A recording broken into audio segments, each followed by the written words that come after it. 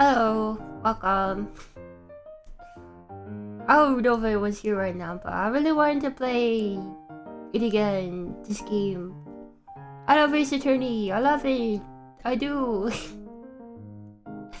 I don't know. Usually there's someone here.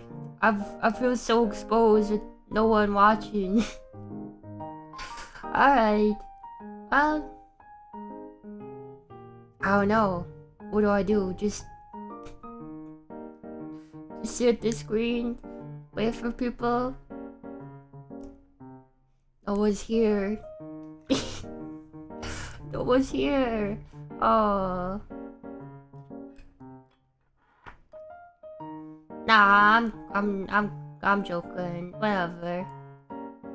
Alright. Where were we?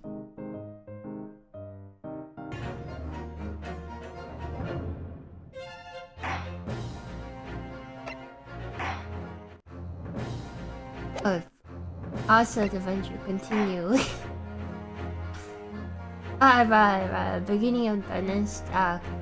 I remember now.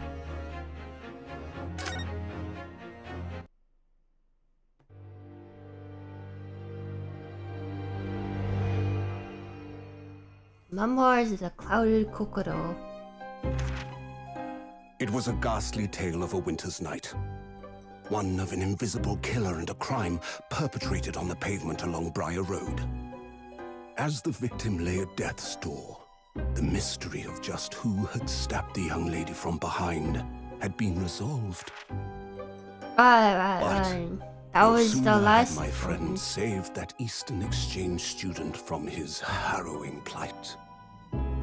Then in the dim, flickering shadows of gaslight, did a second bizarre crime rend the stillness of that very night. Oh, is this the weird guy that we saw? Most can still recall the sensational headlines of the day. The weird Jack guy. Haunted apartment of death. Who was a clown or The something? condemned Something like criminal's that. curse. The dread demon of coal gas. Oh, so welcome. Yet, Hope you're doing well. though the great detective had at once discerned the truth upon his arrival at the scene, it only proved to be the overture that announced the rising of the curtain on a most tragic play.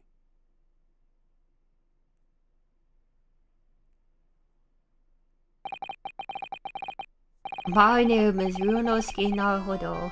I'm a fledgling lawyer, just starting on my journey. 6 months ago, I arrived as a visiting student of law.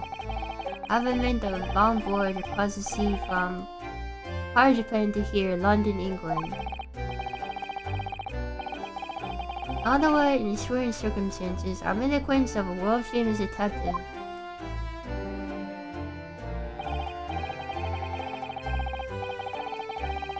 Currently, I reside in an attic of the detective's own lodgings, from where I run the legal consultancy of sorts. Successfully defending a number of clients in Britain's highest court, the Old Bailey. Since a particularly grueling and unforgettable legal battle 4 months ago now, I haven't returned to the courtroom. In truth, I lost my right to return. You lost your right?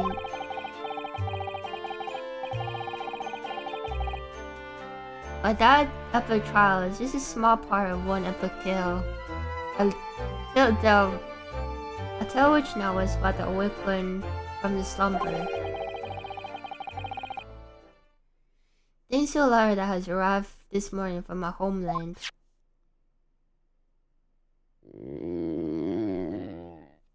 Oh, I think he's hungry.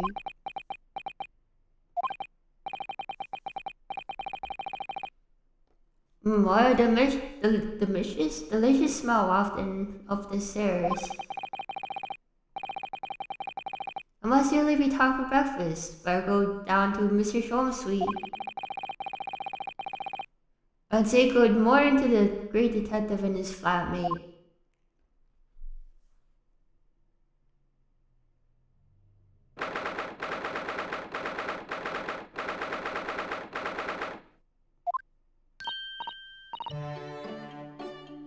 Oh, Reno, good.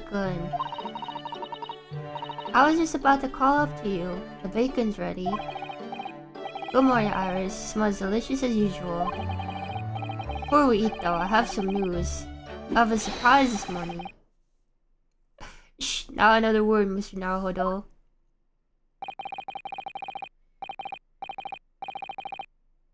It could be just the abstruse thing for my pre-breakfast stagnation repellent mental stimulation, my dear fellow.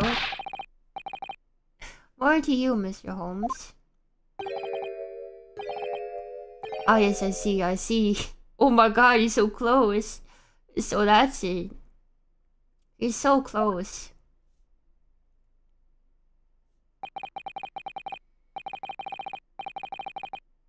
The truth is as clear to me as day. My faculties of observation have revealed it again.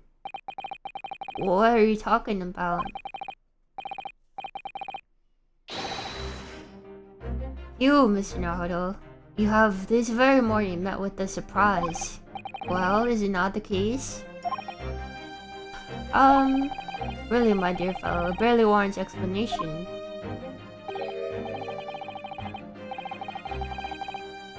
Firstly, your hair is particularly unkempt, reminiscent somewhat of a bird's nest.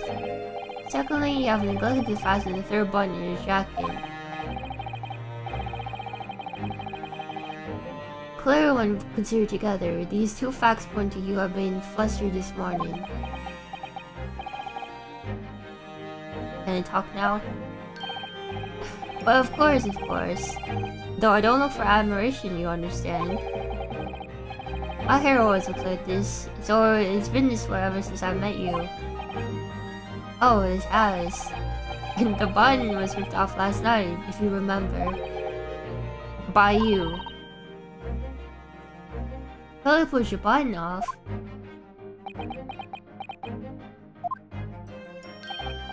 Oh yes, I recall the incident now. It was after supper, was it not? As the evening advanced, I picked up my violin and began to play the wailing notes of a haunting tune. Then, to my utter dismay, third string snapped. Why did it have to happen? Why? Little wonder then, in my vexation, I grabbed the first button I saw and ripped it from its proper place. Oh, I'd like the back now, please. It's troubling me that I can't fasten my jacket.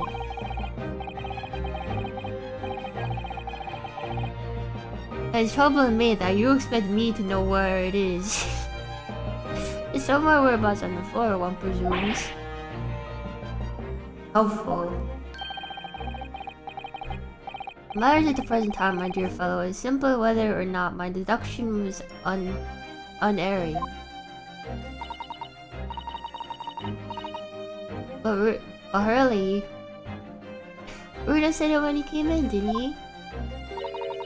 Had a surprise this morning.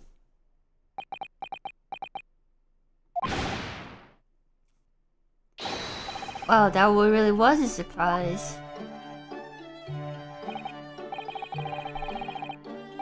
Yes, this man is the pride of the British Empire. The famous consulting detective, Mr. Sherlock Holmes. Can't be a single person in the world who doesn't know his name.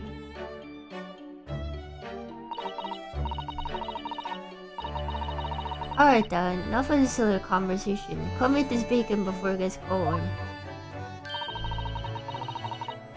And I have a new herbal tea for you to try too. My latest special blend.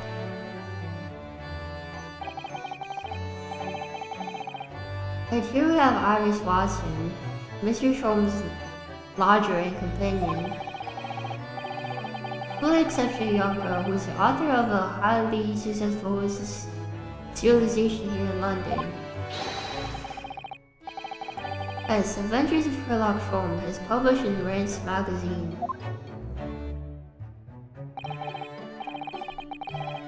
So, Mr. Naruhodo, won't you put us out of our misery? What happened to you this fine morning? Oh well, I received a letter from Japan. Oh, from Susie you mean? Was it really? That's right. And she has some rather startling news, in fact. Ah, intriguing indeed. You must tell us what's over breakfast.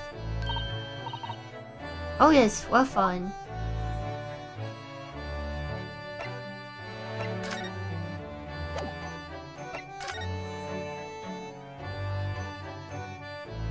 What do you eat for breakfast? Alright, I guess we gotta talk. Mr. Sato's letter. This is a letter that arrived from Japan this morning by International Post. Oh, how lovely. Look at Susie's beautiful handwriting. I wish I could read it.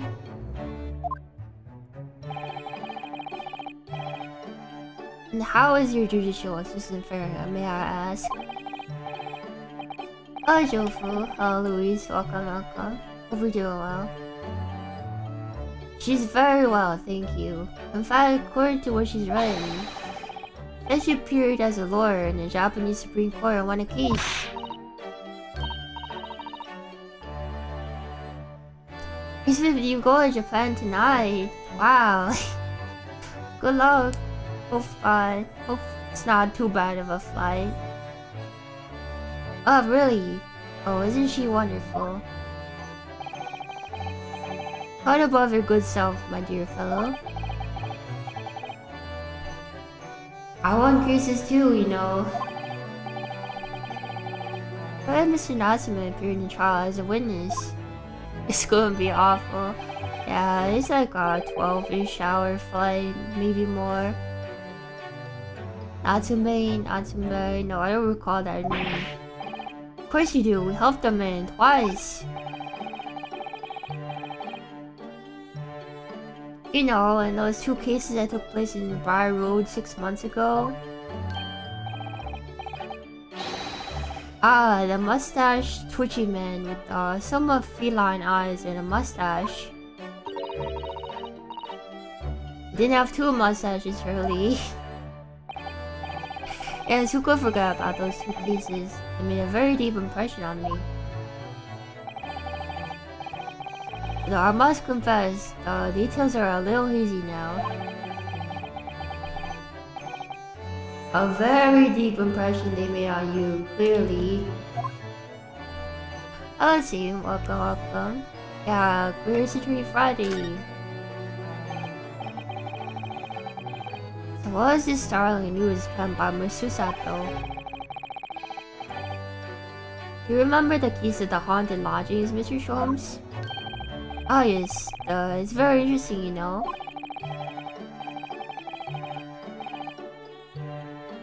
I don't feel entirely certain that the case of that nature did not occur. Please totally forgotten then. Okay, welcome. Anyway, in your letter, Mrs. Sato asked that we read over the case notes and investigate further. Oh, it took place half a year ago. For what purpose? Because of something what Mr. Natsume said to her, apparently.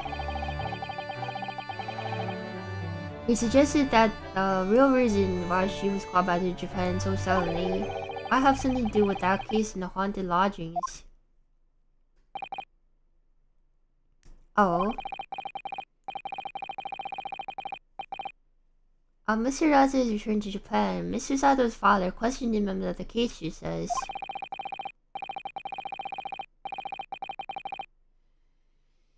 And something Mr. Natsume said appeared to trouble Professor Mikotoba, prompting him to send that telegram. Oh, that case. Yes. It was very strange, wasn't it? Yes.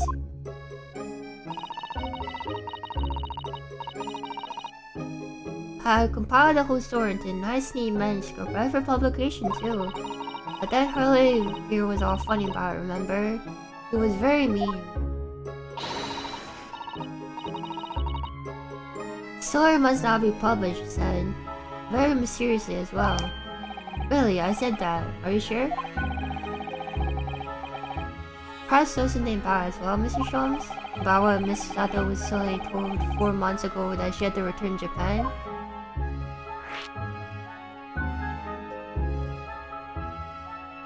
Okay, that's not very... I'll play in when I want to, I guess. Whatever I want. It's been 4 months now since we waved off Susie at Dover. Such a shock, wasn't it? The way she suddenly announced she had to go back to Japan. Indeed it was. Due to the telegram she received from her homeland, I believe. That's right, tell her to return urgently. Oh yeah, it's because your father passed away. No. It was just he was suffering from a high fever, the cause of which was unknown. He's not dead. According to this letter, that news about our father's fever was just a ruse. A ruse? Susie's dad lied to her, so she made the voyage back home. Why would he do that? I have to admit, I have absolutely no idea. She believes it's almost certainly related to the case of the haunted lodgings.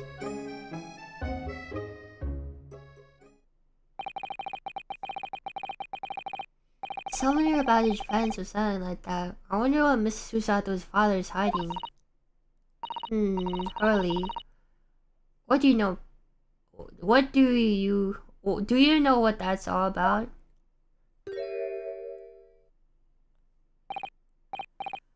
Well, who can say? Well, but you just said.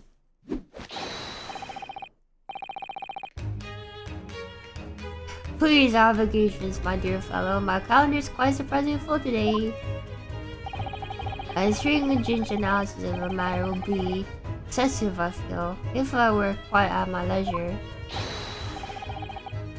So, mend for my absence, won't you, Iris?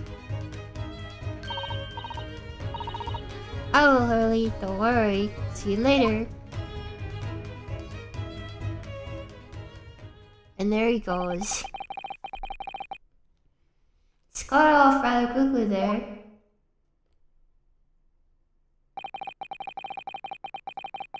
I think perhaps Professor Mikotoba isn't the only person hiding something here.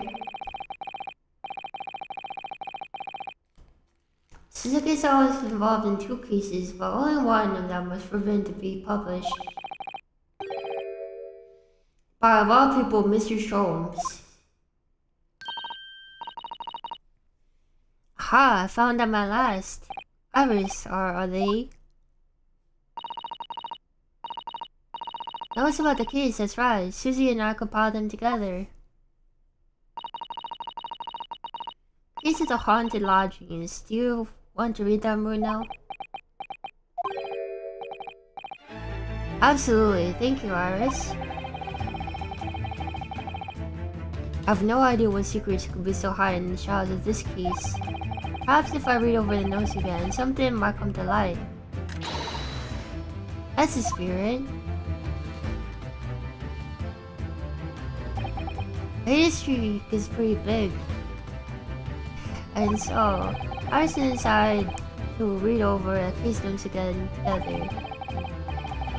Everything what happened to the investigation to the fierce battles in court that followed.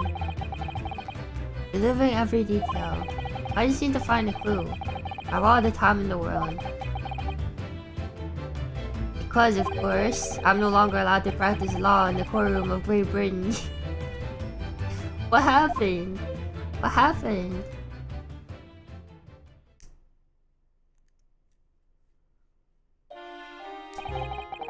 It was 6 months ago, a mysterious incident that unfolded in the wintry streets of London.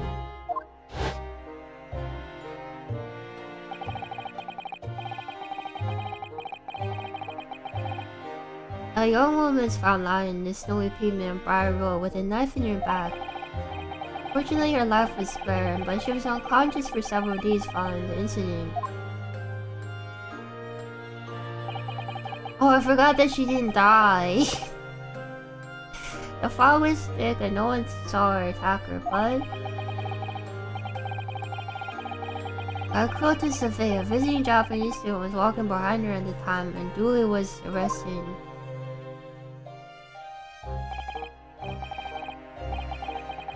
That man was Soseki-san.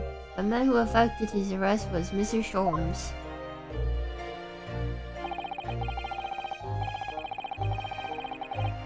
Believing our compatriot's innocence, Chisato and I decided to represent Soseki in court. After a grueling trial of many twists and turns, we finally managed to prove his innocence.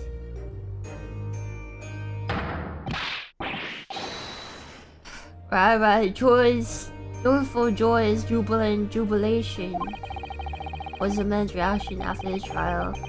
But his jubilant jubilation was short-lived.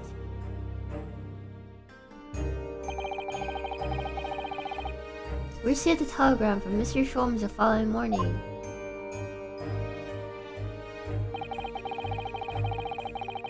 The victim in the Briar Road stabbing has regained consciousness.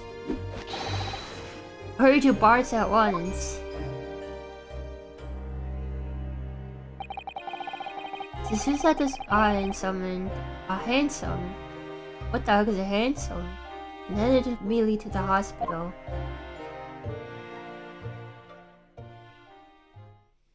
You're just gonna draw you pregnant? What'd you do to deserve that? 5:30 a.m. That's crazy. Visiting that early? So what is that? There you are at last. Good morning, Mr. Sholmes. I think not. Oh? You're late. Why took you so long?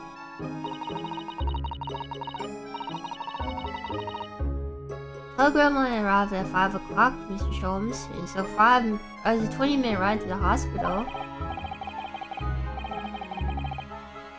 That's right, it's 5:30 now. I think we made very good time. Time is irrelevant. The fact is I've been waiting for what felt like an eternity.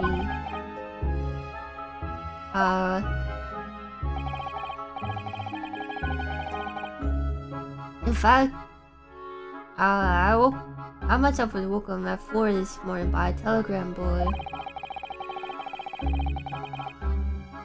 There's a mouse back there. You see the mouse behind my head? Well, maybe that's a rat. Telling it was somewhat unjust that I alone have been aroused at such an hour. I sent one to you.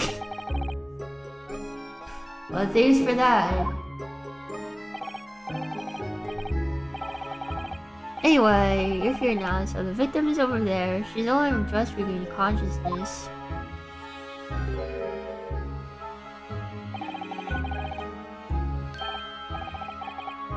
Shall introduce yourself, and I shall observe from here. Cecily was found in the snow pavement with a knife in her back.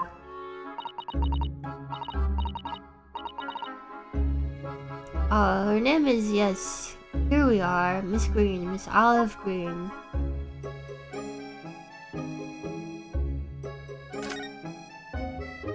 What is this? This roundable figure isn't the most charming, is it? I don't think it's a decoration, Mr. Naruto.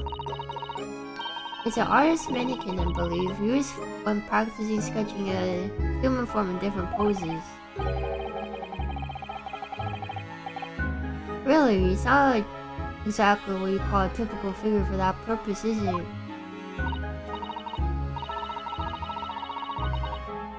No, I suppose not. I confess I've never seen one so full-figured before.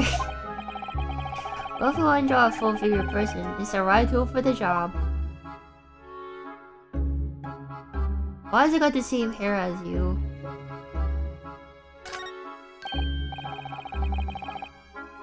Look, there's a photograph in the frame here. Oh yes, it's a picture of a young gentleman.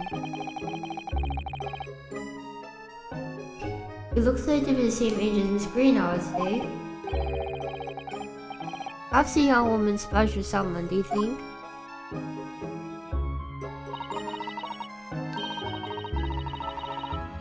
My, Mr. Naruto. I didn't know you have such a sense for matters of the heart. Not in the least. I sincerely said the first thing I thought of.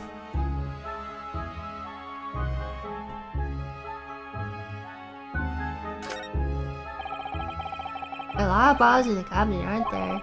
Do you think it's safe to keep them like that? If I were a patient here, I feel sure you'd take some medicine by mistake if you were half asleep. That is a worry, but at least not a cabinet has a lock, even if it's only a flimsy looking one. Oh, I've no doubt you managed to unlock that somehow while you were half asleep as well. There are limits to what even I can do when I'm half asleep, you know, Mr. Sato. A mouse, Mr. Naruto, an enormous mouse. Vermin in a hospital. That doesn't seem the best. Looks like a very healthy specimen, doesn't it? It's very plump. I'm not sure we can say that's down to the excellence of this facility, if that's what you were thinking.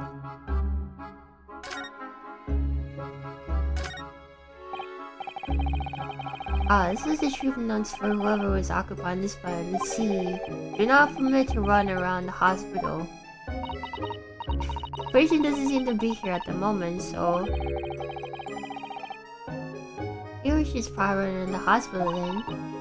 Oh dear, how worrying. What's worrying is why they haven't discharged the patient yet.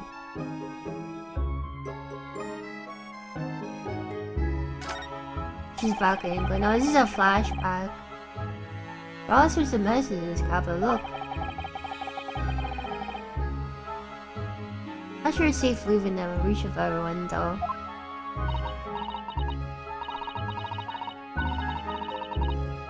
Yes, you're right. I imagine if you were packaged, you might try a whole bottle or two.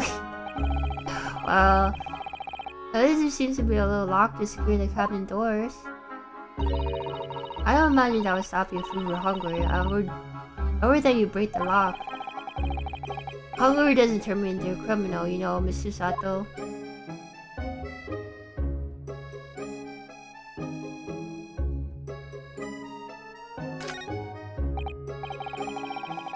This is the patient treatment notes. I see. Do not feed. What is this place, a zoo? You know, I seem to remember seeing an almost identical sign at our local park. For the pigeons, yes. This is a person. Poor woman, I hope she hasn't read this. That is pretty messed up. That is pretty messed up. That must be a bag of Miss Green's personal belongings. She would have brought that directly here after she was found stabbed on the pavement, though. Plus, my name's welcome with them. His other friend and family member probably brought some things for her. Alright then, let's see what's inside. Can you close them without end? Now, Mr. Naruto, you must never scrutinize a young maid's personal belongings.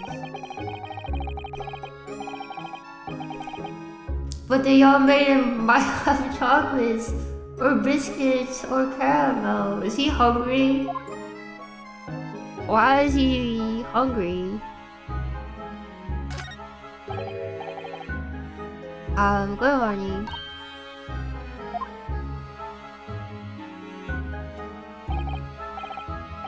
Hello, I'm Ryunodo Ryunosuke Naruhodo from the Empire of Japan. Oh no, was it your not that? Are you the man who... No, I'm a lawyer. Now I'm Mr. Sato Mikotoba. Pleased to meet you. Oh no, was it your enough then? Are you the one? No, I assure you. I'm Mr. Naruto's judicial assistant.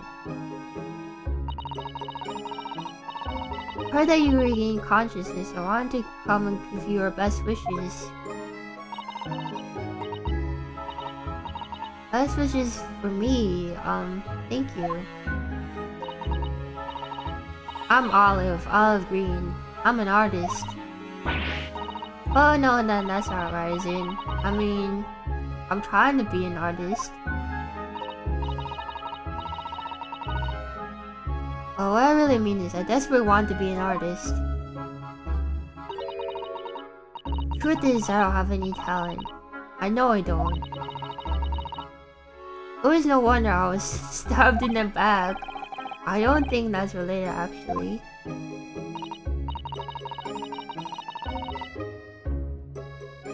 Gosh, this young woman seems to bend over backwards to pull herself down.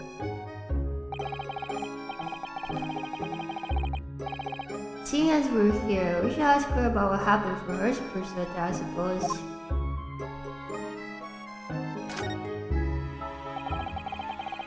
You seldom be struck in the back by a blade as you were walking along the pavement. What a terrible experience you had, Miss Green. It was so cold that day, and the fog was so thick, I couldn't see a thing. That was 4 days ago now, I think. Is that right? Yes, that's right. I'm afraid you've been comatose all the time. The case has been solved, hasn't it? While I've been here at the hospital, I mean? Indeed it has, my dear madame. Spectacular, by none other than I, Herlock Sholmes. Mr. Sholmes, as you all know, it was Mr. Naruhodo's hardworking core that solved the case. Are you yet to hear what happened, Miss Green?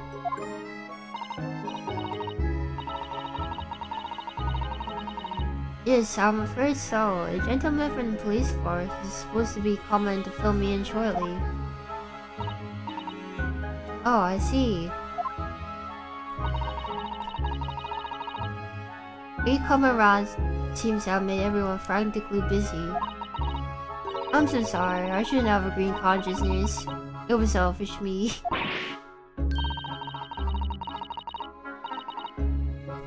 Oh no, we're all so relieved that you're on the mend, Miss Green. Really, we are.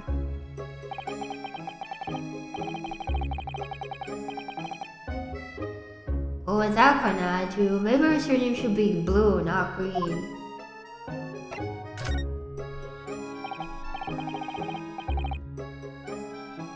So you're an artist, are you, Miss Green? Oh no, I couldn't possibly claim that. I'm a fledgling artist at best. I mean, I'm a student of art, really, at the Thorndike Academy of Fine Arts. Oh my, Academy of Fine Arts. We're born in such a wonderful country. Tell me, Miss Green, do you live here? Do you live hereabouts? Oh no, actually, I don't deserve it. But I have a little flat on Brixton Road. I see. How very interesting. Oh no, is it? Brixton is some 10 stops away on the underground from here. And Thorndike Academy is a mere 3 walk from Brixton Town Center. Does that matter, Mrs. Sholmes? Perhaps not. The Briar Road is far less salubrious part of town by comparison. Dwelt in by those of inferior means, including the maleficent Mr. Mustache. Inferior means, I suppose the second does fit the bill.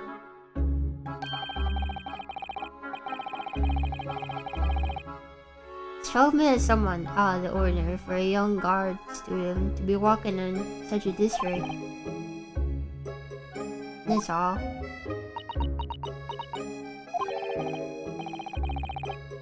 What's this? She climbed up.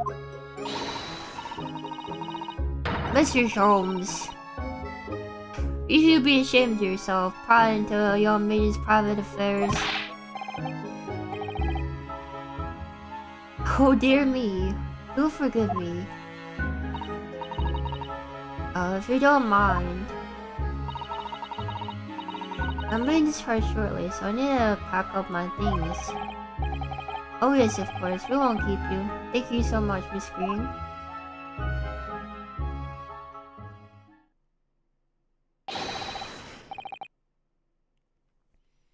Is there a Mr. Narrow Fodder here? A Mr. Narrow Fodder? Narrow Fodder now? Well, if we're looking for a Naruhodo, the lawyer, that's me, but... Oh, Mr. Narrow Fodder, good. This is for you. It's a message from Mr. Saucy Nutsmeg? What kind of name is that? Mr. Saucy Nutsmeg? Oh, Mr. Natsume. Sent a message to me. So it's Soseki Natsume. But why would a policeman be delivering a message from Mr. Natsume? Exactly. What's going on? He's been arrested again. What's the Scotland Yard constable doing playing delivery boy at a time in the morning? What are you waiting for? Let me see that. Oh. Oh, this is most unexpected. Something wrong, Mr. Sholmes. There's something wrong, Mr. Sholmes, he says. Have you not seen this note? No, how could I have?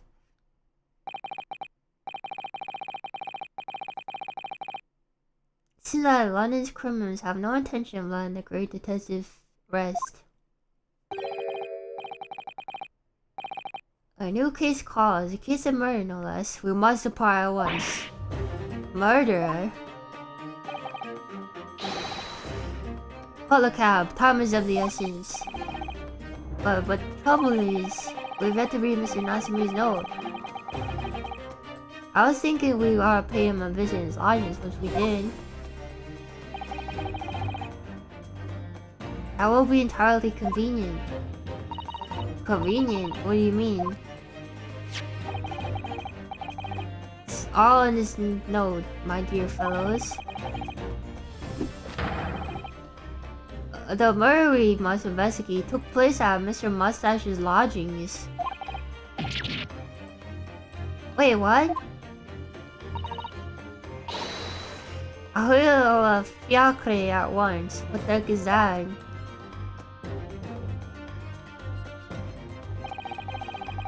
Hello, Snibbler. Welcome, welcome.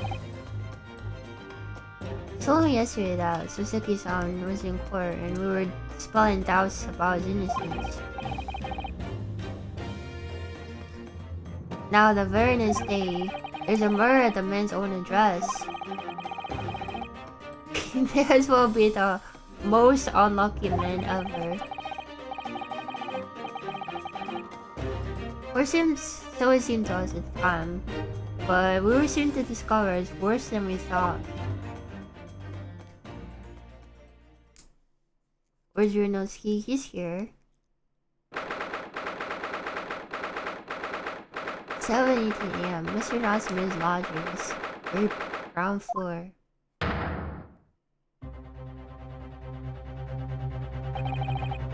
Oh, it's that guy. See, that's what happened to the weird, the prince-looking clown guy. He got murdered. What on earth? Oh my, the gentleman is deceased without a doubt.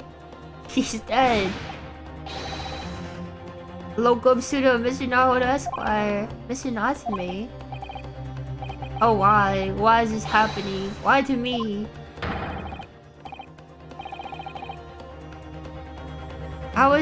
I only just got off court yesterday. I was finally home after 2 days of misery. And then I wake up the next day to this. No early bird should catch a worm like this. Go for worm without wiggle. I see you're in high spirits again this morning, Mr. Mustache.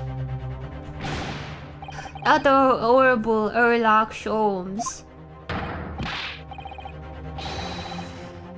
Shoo, shove off. Show yourself the door. I never invited you. Mr. Sholmes came here with us. Quite sure he'll be able to help you, Mr. Natsume. I'm entirely at your disposal, Mr. Mustache. What can I do for you? He does not look happy. Oh, Gregson. Here they are already, the busybodies. Inspector Gregson. Well, a pleasant surprise. I feel like Gregson's a little bit evil. Pleasant, is it? Gives me heartburn every time I see your face at a crime scene, Sholmes. I deduce, Inspector, that your heartburn is a result of your excessive consumption of fried food. You'll be eating a lot of fish and chips. Good morning, Inspector. This is a crime scene. Don't you go touching anything. Or good morning to you, sunshine.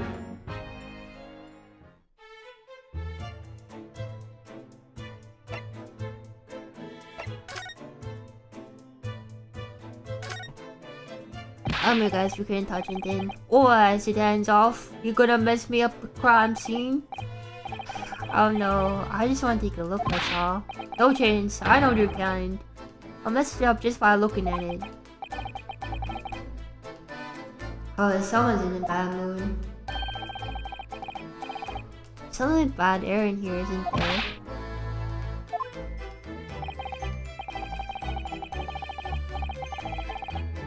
Alright, sounds like I better talk to the inspector first and try to curry some favor. Why is this guy living like in a playset?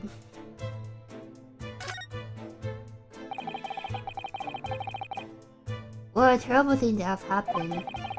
It's only been 3 days since I was arrested for the incident on the pavement outside. And haven't regained my freedom. Start happening all over again. And this existence of excruciating experiences.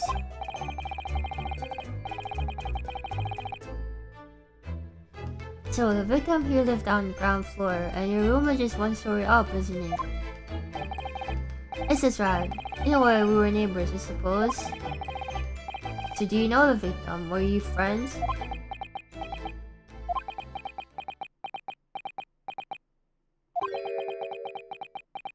Why is he freaking out? What's the matter with Sasaki-san now? It was an innocent enough question, wasn't it? Why does he seem so shaken by it? Well, I suppose he wasn't a complete stranger. But you ever invited me to his room? Never. On my honor, I swear. What an extreme reaction.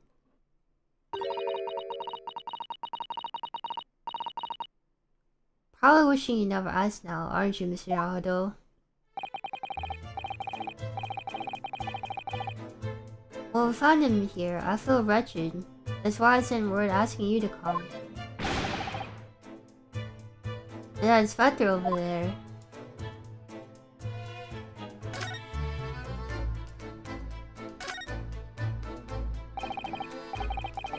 So, Inspector, what is the victim's name? Who was he? Mr. William Shamspeare. Shamspeare? He was a logic here. As you can tell, he was an actor. A bit of a dead loss as it happens, or just dead. Mr. Shakespeare. It was the landlord, old Mr. Gary Depp, and the other lodger, Mr. Nasima, who found him. The fella didn't rise at his usual hour, so Gary Depp got worried and kicked the door down. Why would you do that? Doesn't Mr. Gary Depp have a bad leg? Oh yeah, you're right there. It was that jittery Japanese hunchback over there that actually did the kicking. Really, Soseki-san. The victim was pretty hard up, it seems, even done some time for some pretty crimes. Had no money, no place to go, and no friends. His only acquaintances were people in this house. A miserable life and a miserable end to it. So, what is Mr. Nasri still doing here? Salva is involved in an investigation, so shouldn't you send him away on the crime scene?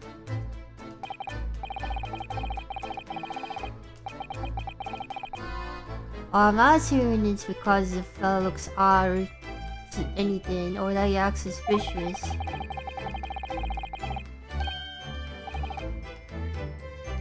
But I thought it would be prudent to take a statement from the culprit, cohabiter. So you think he did it? Isn't that a bit jumping to conclusions?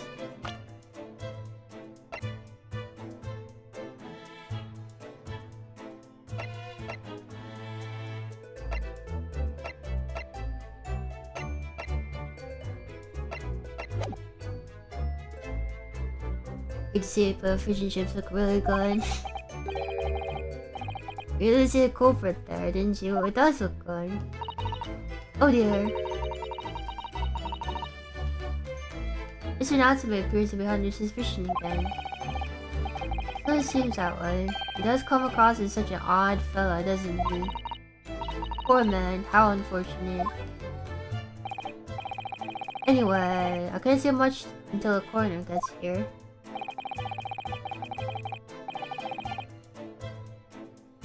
I don't think the fella's been a goner that long. The body's still warm. Even if the inspector would allow it, I don't think I could bring myself to touch a dead body.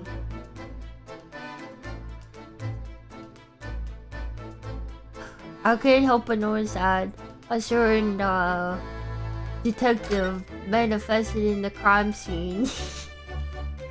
What is he doing? He's posted up. Look at him. Like a set piece or something. Mr. Sholmes, what are you doing? You only need to observe to know it, my dear fellow. Investigating, naturally. There is nothing natural about that pose.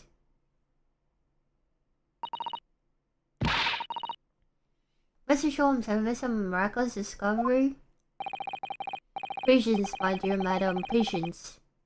We've now but been here in this room 5 minutes. So far, all I've managed to deduce is what actually happened. My goodness. But isn't that everything we need to know, Mr. Sholmes? Now that you propose the idea, I believe one could indeed see it that way. Present time, I managed to draw two incontrovertible conclusions. First, that there was a physical struggle last night in which the victim fought for his life. Why is he freaking out? Mr. Rotsburg, what's wrong? Is there something Mr. Sholmes said significant somehow? No, don't mind me. I forgot I was here. My second conclusion is that there was a poison liquor in the air last night that passed between the victim's lips. Nonsense! Alright, Mr. Dunsmith, why are you reacting so extremely to Mr. Sholmes' deductions? No, please, pretend I'm not here. Invisible, ineffable, inscrutable, insignificant. Impossible to ignore. Miss tell us everything, Mr. Sholmes. Spare no detail. Of course. Theoretical tragedy before us be unraveled by my great deduction, prevented for your pleasure in 2 acts. There are some truly astounding great deductions from Mr. Sholmes in the past. No doubt this will be no exception, but miracles will unfold before our eyes this time. Oh, he's doing it! And so, my dear fellows, for your delight and wonder, let the curtains rise. For Sherlock Holmes' logic and reasoning spectacular. Act 1.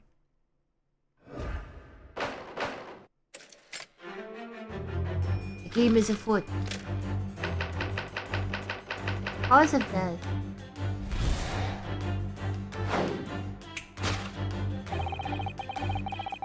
Careful observation of the victim reveals to us the events that transpired in this disconsolate room last night.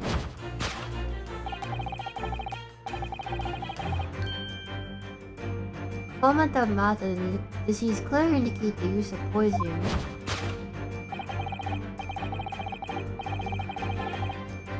As to the victim, you will observe a dining plate which contains, you will observe, half of a sizable bar of soap. Meaningful, indubitably.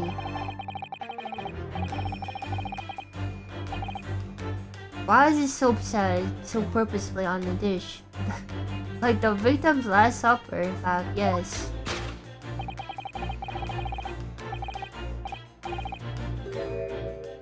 Could it be that the man was about to eat it? Of course, the fork reveals the answer. Granted, the young man's appetite was his undoing. He ate soap and died, is that what you're saying?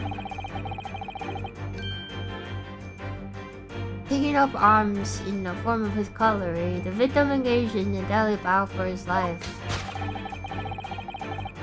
But the struggle against his hunger was in vain, for in the end he couldn't resist devouring the slippery feast. But London's foul soap is dispersed by foul poison.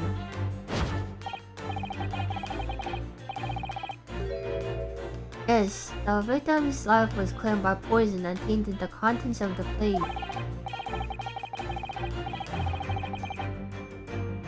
Soap and the lather about the young man's mouth are too perfectly matched to ignore.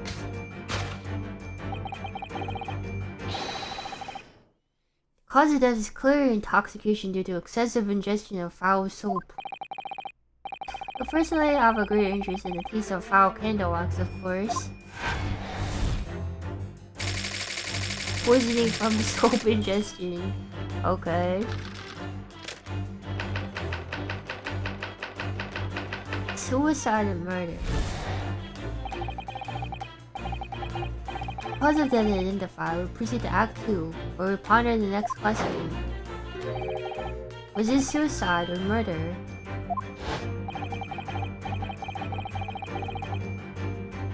The audience will recall the death occurred during the victim's last supper.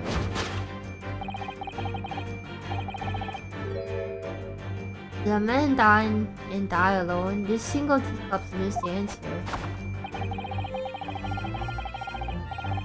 Strong conclusion in such meager evidence would be foolish, however, certainly. Careful criminal could have absconded with his own cup to cover his tracks. Allow me to lift the veil of doubt, my dear fellow.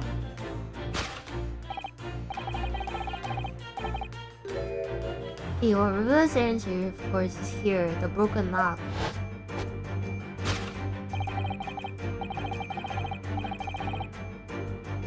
The force open now. At the time of this incident, the door was locked. And so key was in the victim's pocket. In other words, when the victim consumed the poison, he must have been alone. Flo was inferior soap from which wafted an inferior scent.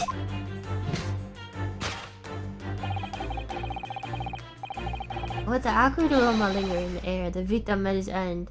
In tragic solitude, he killed himself with soap.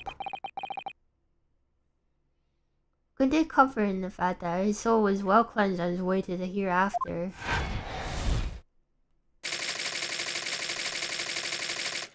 No possible perpetrator present.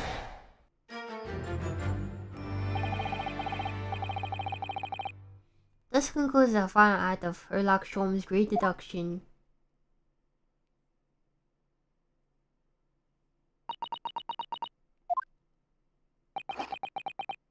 They're not buying it. There's just one thing, Mr. Sholmes. You're disposed of and identify just one thing, aren't you, Mr. Naruto? Right, what concerns you? Well, no matter how hungry he was, do you really think a man would have eaten soap? It's quite apparent that this man barely had a penny to his name. It's a curious thing, but to one so destitute, soap can suddenly appear quite irresistibly appetizing. How extraordinary. In truth, I've tried a little soap myself in the past. No one asked you, but oh, okay. You've eaten it, you mean? My dear fellow, it's some time ago now. My postulation was that it would cleanse my gut. And did it? As I writhed in agony on the floor and split the contents of my stomach, yes, I believe it did.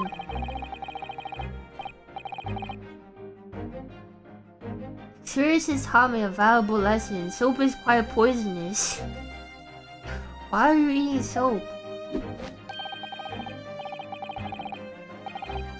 It has an unpleasant taste and leads to great discomfort. In summary, I cannot recommend it. Believe me, I would need it even if you did. Something that troubles me as well, actually. Oh, what's that? It's Mr. Natsume. Odd. I can't help but notice some shower and quiver at the corner of my eye.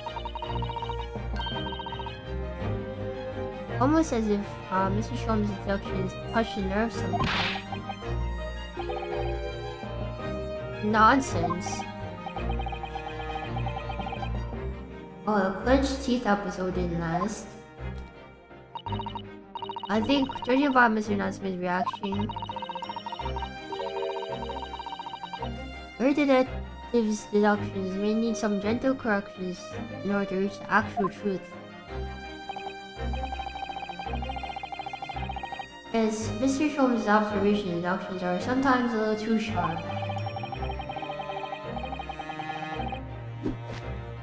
He has a tendency to hit the nail at the side of the head and drive it in at an obtuse angle. That's pretty funny. When he does that, it feels false to us to screen things out. Alright, then, let's see what we can do. So we must pick out the keywords in Mr. Sholmes' quite brilliant deductions. And it's clearly exchange them for something that makes a little more sense. We can do that. I'm sure we'll arrive at what Mr. Sholmes meant to say in the first place. In that case, are you ready for the second performance of the day? Once again, my dear fellows, for your continued delight and wonder, let the curtains rise for the Herlock Sholmes Logic and Reason Spectacular, Act 1. Course correction. Hold it, Mr. Sholmes.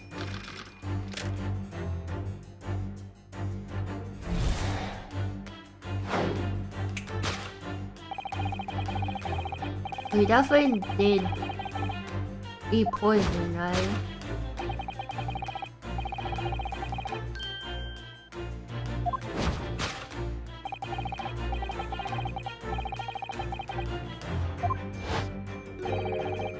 half eaten inside the bowl of soup. Yeah, he's not eating it, right?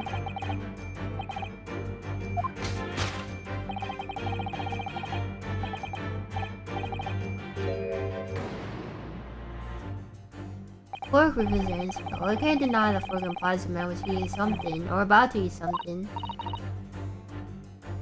Yes, that's true. If I were to decide to eat some soap, I would still prefer to use a fork than tend with chopsticks. And of course, only half a bar of soap is left on the plate.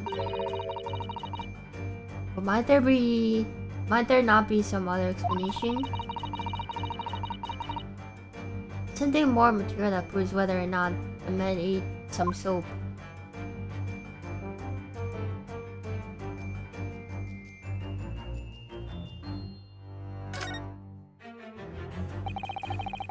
He was drinking his tea with the soap.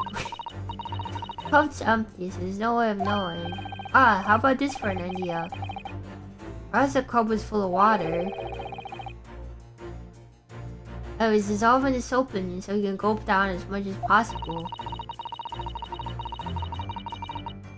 Please remember, he might not be the soap lover he's made out to be.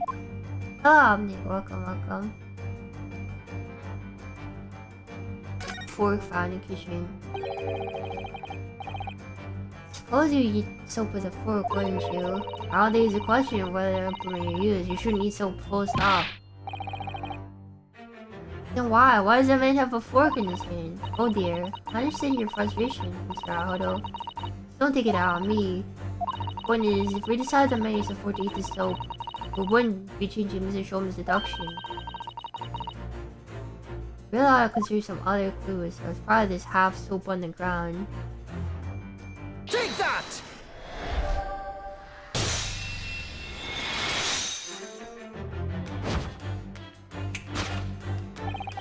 Could it be that the man was about to eat it? Of course, the other piece of soap reveals the answer. Bring the other half of the soap on the table. In short, the victim was not eating soap at all.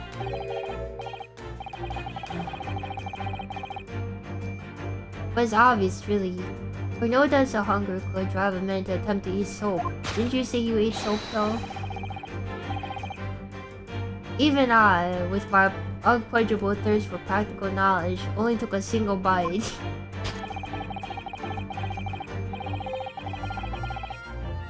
I begs the question how the man was poisoned, because there was no sign of food on the table. Excellent observation, Mr. Nakodo. One that furnishes us with the answer we seek.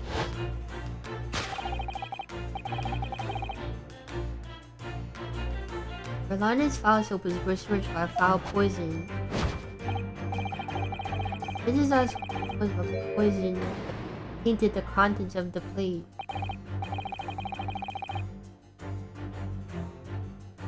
Mr. Joe was still pushing the soap argument then. Perhaps he's suggesting the man licked the soap rather than ate it. If soap Berlana is that poisonous, I don't think I want to be washing my hands with it. But there are no signs of food in this room at all. Of course, food isn't the only thing that passes people's lips, is it?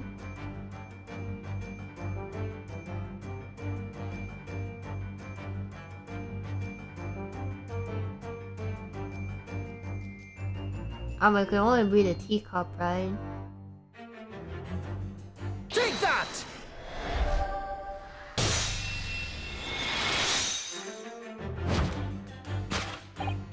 Yes, the victim's life was claimed by the poison and tainted the teacup. Indeed. Cups is a vessel in which were practicing poisoners over the centuries. Fear that the victim had drank every last drop. No sign of food anywhere in the room. Leads us to the immutable conclusion. Positive is clearly intoxication due to ingestion of poison contained in his teacup.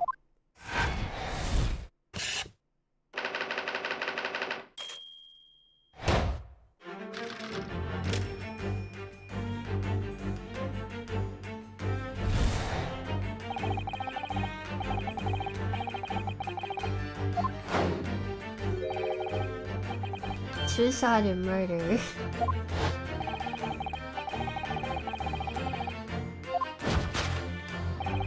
Did the man dine alone? A single teacup suggests the answer. The Western vessel for infused hot drinks again. Sorry featured heavily in your deduction so far. We can imagine the shortly before his death, Mr. Chancellor was having a drink of tea.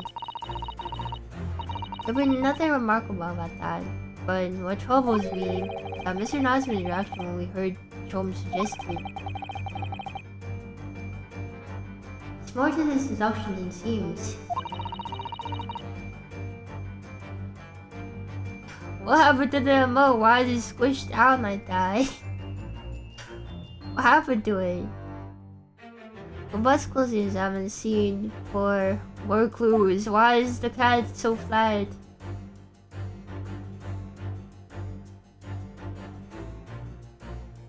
Was he always holding his other teacup? I didn't even see it.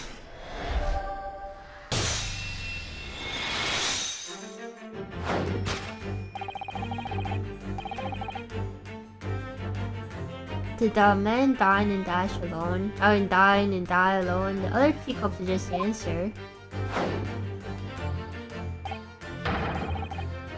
Yes, there were 2 teacups in this room all along. In other words, this is a strong indication that the victim's last supper. There was a guest present. Who is that? Is that Bruce Fairplay? You think Bruce Fairplay killed that guy? At the very least, you can see now with certainty. Someone else was in this room last night, taking tea with the victim. What are you talking about? Utterly unbelievable, unjustly unreasonable. Strong conclusion on such meager evidence would be foolish, however, certainly. Which case was more clearly reduced about the guests at the table?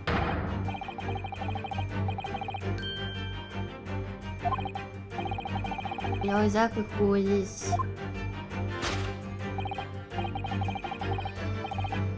It's a broken lock. It's probably this bottle, maybe. I'm not sure like where this deduction is going now. I'm afraid it's going back to the halcyon days of eating too much soap. But the identity of the guest who was here last night when the victim passed away is... What is so squished? It's something I have a very bad feeling about. We can try to ignore your feelings, but we cannot ignore the truth, Mr. Naruhodo. No, I suppose not. Time to look around again.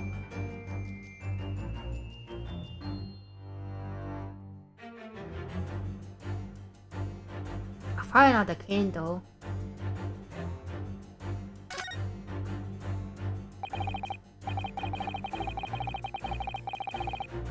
At first glance, it seems that the only things in this room are makeshift stage and costumes. I overlooked the 3 books initially.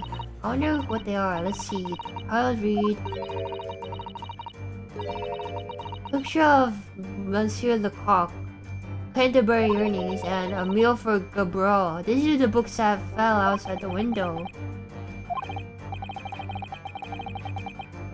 I'm sure I've heard these titles before. It could just be an incredible coincidence, but they were exact same 3 books that Mr. Nasman purchased the other day. What? It's an unfortunate stabbing, where Miss Green was stabbed. Just I guess I was just in a bookshop and bought all of them, that's fine. And now there's 3 tiles in the room of the victim. And Mr. Nasman could have never been here before. What does this mean, do you think? I really don't know what to make of it. Take that!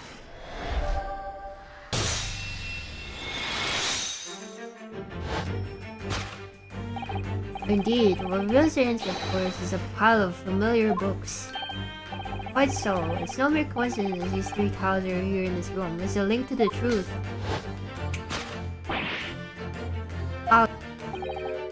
Mr. Natsume, you purchased these books 4 days ago at the second-hand bookshop. That's just a coincidence. In that case, you will be able to bring the same 3 tiles from your own room, will you not? This very moment.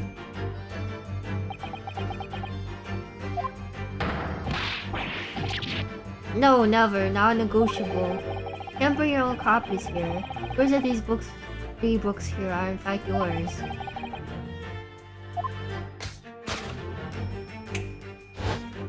Why does he look like that? I purchased these books 4 days ago. You returned to your lodging and were arrested the very next day. She could have considered brought the books here in the evening, but you never mentioned that.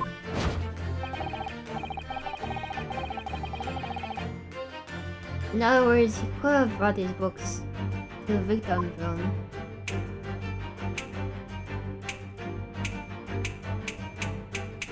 Why is he posing so much? Last night, having returned to your lodgings after the trial concluded at the Old Bailey.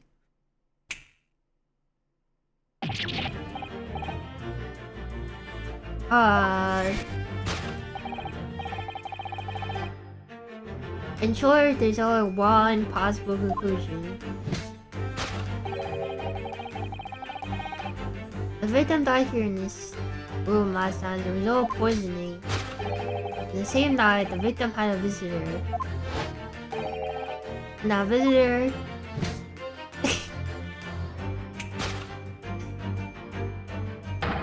was you, Mr. Sosuke Natsume.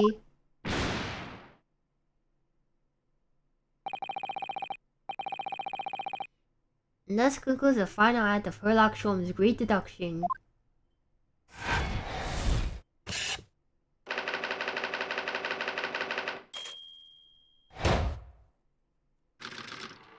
Well, we don't know if it's a murderer, but it doesn't look good. Elementary.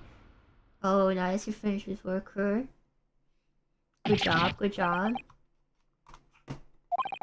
Not again, not again, not again. Not again! Oh, that Mr. Natsume. It will appear that the company need me down to the yard again. Oh boy, we'll get to hear, we get to hear him talk more about his learned friend, Nipponese friend. Where are you, Van Zeeks? But wait. Hold your horses. Yes. Door key locked. Entry exit entirely impossible. He's so flustered he's being even stranger than normal. What, you think that's an alibi? Could've just made a copy. What? Live on the same building after all. Got plenty of opportunity, I'm sure. But... Misery me! Sorry, sir. I'll let you chance to give your side for later. Facts speak for themselves, Mr. Mustache. Arg, you horrible Herlock Sholmes. He's really found himself an arch rival now, hasn't he? Well, it's not good that we helped him incriminate. Come on now, no dilly-dallying. Outside, there's a carriage waiting. Yeah, what an unlucky guy. Welcome, student, Mr. Naruto Esquire. I never imagined I'd be in this position again, but... you have to help me, please, please, please.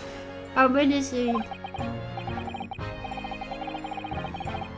Alright, I understand. We'll come to your cell later and talk about it.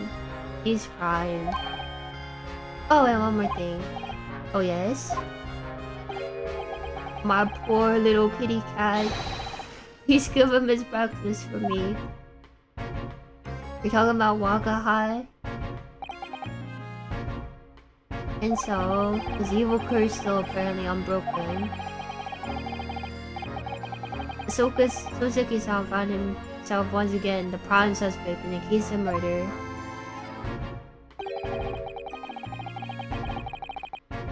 Thanks to the criminal deduction of the great detective. My dear fellow, that honor belongs to you. It's true, we did course correct them. Later that means Inspector Grayson is no longer here. So examine the crime scene in more detail now. It's just right, and of course, what? Have you forgotten what the Inspector mentioned before? It was the landlord, Mr. Gary Dab, who discovered Mr. Sham's here. John Gary Dab, yes. Maybe we could find him in the sitting room at the top floor as usual. Alright, we must go and talk to him later then.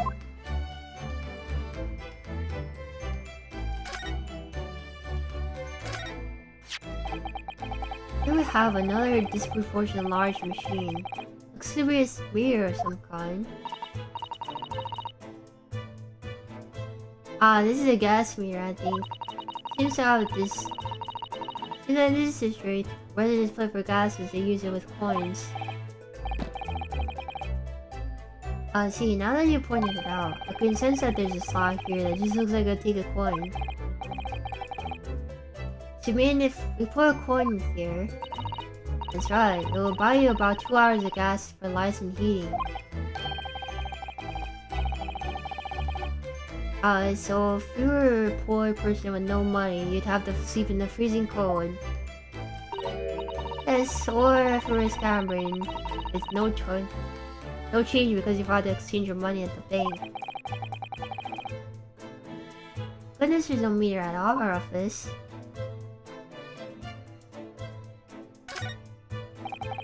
This is a gas wall light, isn't it? It must be connected to a gas pipe in the wall. Gas lights, a gas stove. London is really a city of gas.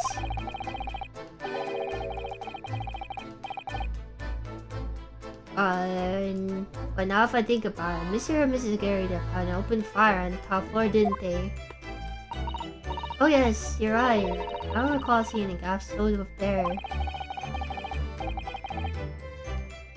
Well, I prefer a real fire anyway. It's so much cozier.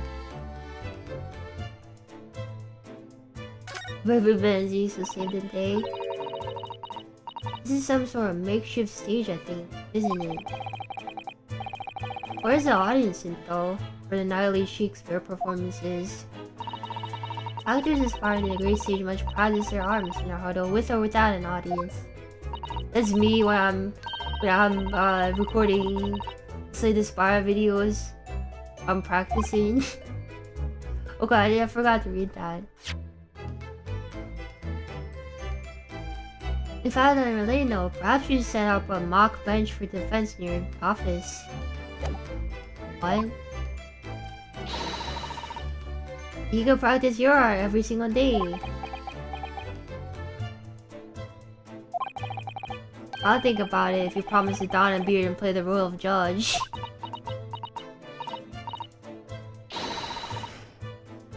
Well, if that would help you achieve your goal. This, I have to see.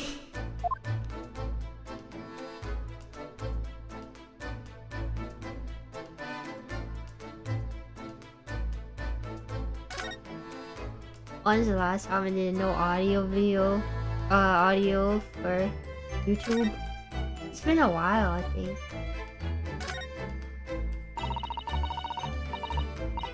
There's not much on these shelves, is there? Just the wine glass and bottle. Both of them are now cracked. Yeah, not much of use, are they? What's the matter? Oh, I was just reminded of the beeper, that's all. Prosecutor Lord Van Zeeks. He's always so reckless with his wine glasses. I was thinking it's just a waste and you should donate some to the needy. You could suggest it the next time we meet. What's this on the floor?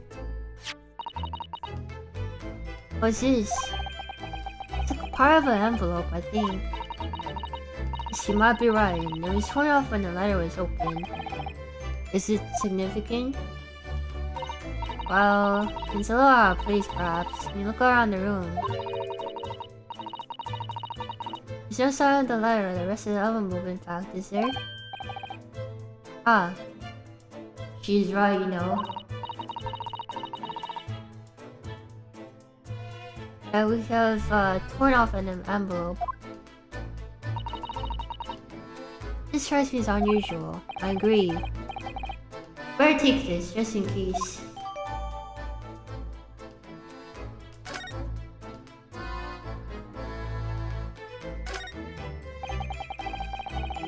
Look at these extravagant bright costumes. Somehow they look out of place in this room with this grim shady goings-on. This one was a king's attire. A king. I've always dreamt of being a king. Oh, I think I'm more suited for a feudal lord, a daimyo or such like. With a charmogi top knot? Every Japanese man wishes he had a charmogi. Oh, you look so wonderful with one. And you already have the sword. Can you imagine what would happen if I walked down the streets of London with a charmogi and a sword?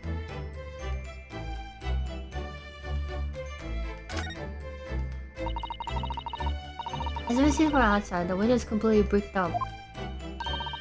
Message of former window tax that the Britons had to pay. What strange things you use to tax in Great Britain? I mean, making people pay for the number of windows they had in their property is extraordinary. It's heartbreaking to think that the poor are having to brick up their windows just to avoid an unaffordable tax. Oh, what is it, Mrs. Sato? Look closely. A number of bricks are loose. Oh, I didn't even notice these bricks are loose. Why is there soap here? Oh yes, looks like an amateur has broken out a few of them here. As a Mr. Transfer, I wonder who did it, being the lodger renting this room. Oh, look at this, Mr. Naruhodo. On the outside, there's a little ledge, and there's something on it. Oh, outside?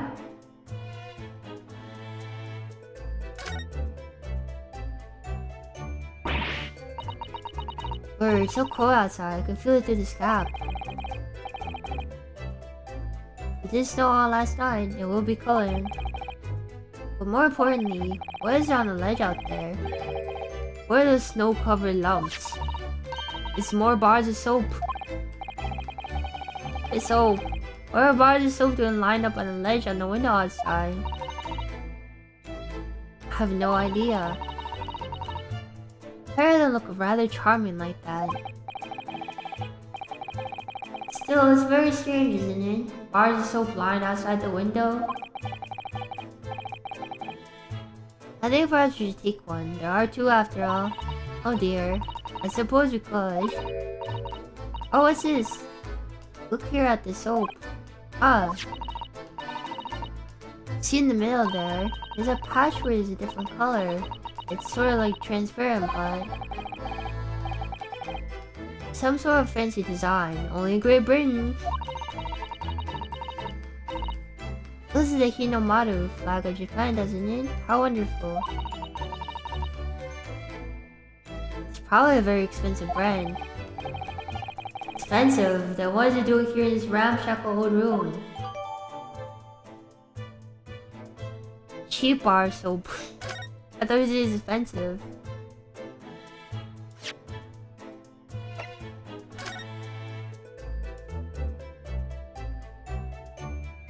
I don't really imagine you can tell me anything about that. bar's a different color. It's just a design, isn't it? First subversion to turning a boring bar soap into something special. I like it. In fact, it reminds me of the Hero Maru design, the Japanese flag. I expect this rather expensive soap. Doesn't seem likely given who it belongs to. 100% this part comes off. Look at it. This is like a fake piece. 100% you can remove that, but I guess not right now.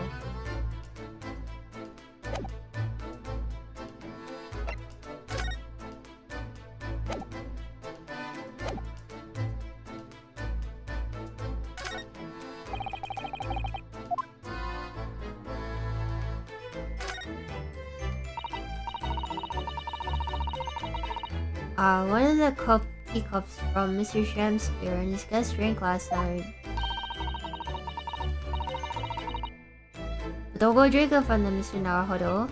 There's bitter poison inside. I'm not planning on drinking anyways, don't worry. Anyway, both cups are empty. That's true, so one was Mr. Shakespeare's and the other must have been the cup Mr. Natsumu was drinking from. But Soseki-san wasn't poisoned, of course. Perhaps we should take these so we can examine them in more detail later. Pair of teacups.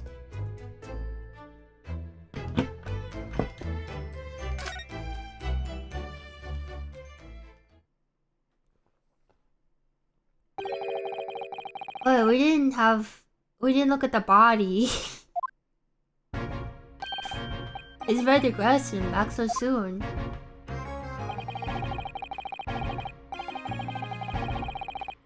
After I went to the little Japanese file in the clink, I went and reported this to the investigation division. Miss Ham's place be cordoned off by the yard. Oh, I see. Well, better be leaving then. Poor Mr. Natsume must be feeling very low back in his cell so soon. He's alive. Sure, we should go and, he might be alive. What's wrong, Mr. Naruhodo?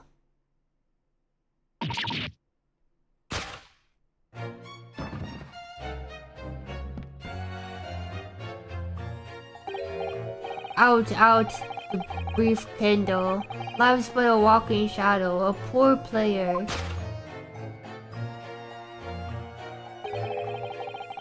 That struts and frets his hour upon the stage, and then is heard no more.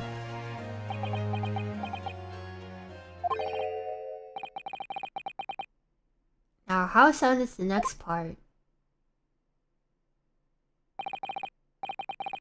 It is a tale told by an idiot, full of sound and fury, signifying nothing. Indeed, oh happy day.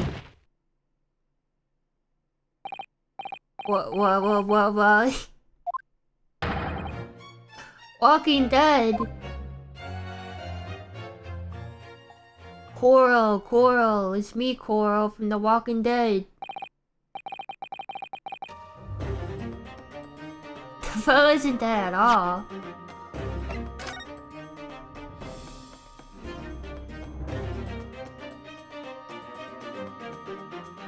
What is the difference between these cups? It's teacups from Mr. Natsume's drinking. Yes, unlike the other one. Inside of this cup is completely clean. Must have drained the contents before they get a chance to leave a mark. I always put it down too. Sorry, Mr. Naruhodo. Well, sip it little by little, it gets cold. Clearly I shall have to instruct on the proper way to take tea.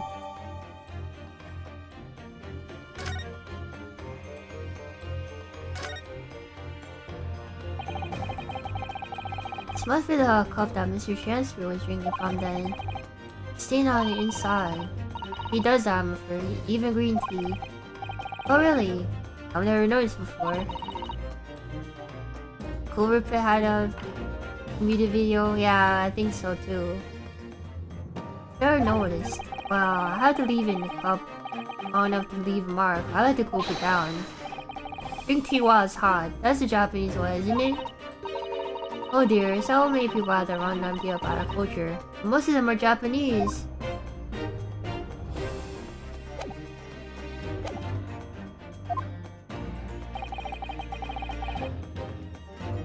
What was that nonsense he was saying though? I believe it's Shakespeare. I think, yes, it was from William Shakespeare's Macbeth. A soliloquy from Act 5, Scene 5. Shakespeare.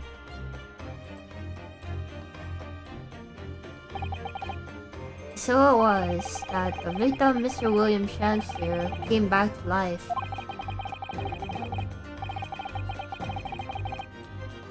The man had indeed been poisoned. It transpired that it hadn't killed him. He was taken by emergency carriage to the nearest hospital for treatment, and Inspector Gregson evicted us from the scene of the crime, whatever now that was.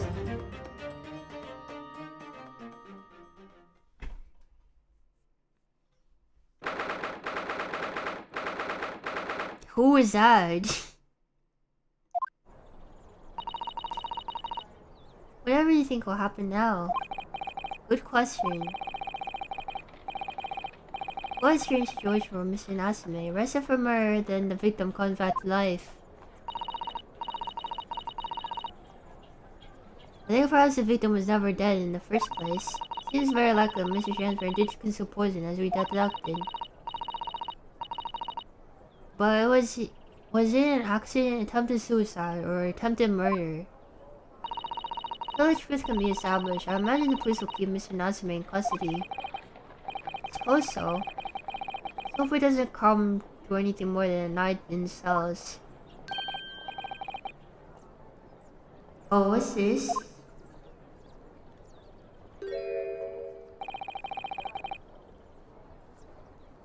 What's that man doing over there? It's like he's trying to see into Soseki-san's lodgings. There's his soap again. Is it raw, Mr. Naruhodo? Oh, excuse me, can we have a word? Ah. He's like a bee. And he's gone. He just ran off.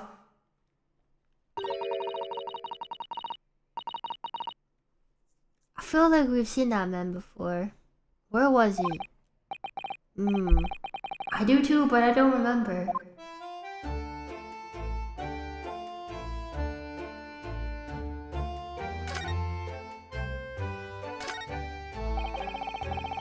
Especially in the top floor where Mr. and Mrs. Gary Deb live, all the windows are bricked up. Because that's an old window tax is charged based on the number of windows the property had. In order to pay less tax, the poorer members of society filled in many of the windows. Tax has since been abolished, hasn't it? So the windows have been all opened up again, surely. Fortunately, it appears that the residents of this district can't afford to have the work done, since that is a sad state of affairs. Was arguing with someone in the streets in the first game? Maybe, I don't remember. Especially for people like poor Mr. Natsume who had to live in all cooped up in a windowless room. I suppose it's surprising to pay for living in a very cheap accommodation. All seems rather pointless when you put it like that.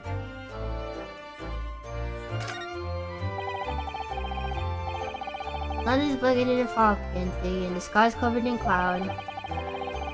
If you look carefully in the distance, you can make out the Crystal Tower being built. Ah, the Crystal Tower, yes. The centerpiece of the Grand Exhibition is to open in 6 months' time. Everyone's talking about the Great Exhibition of London at the moment, it seems. Well, it's the largest event of its kind anywhere in the world, with its technology and scientists from all over. Can't wait for it myself. Do you think visiting students from the Far East like us will be granted entry?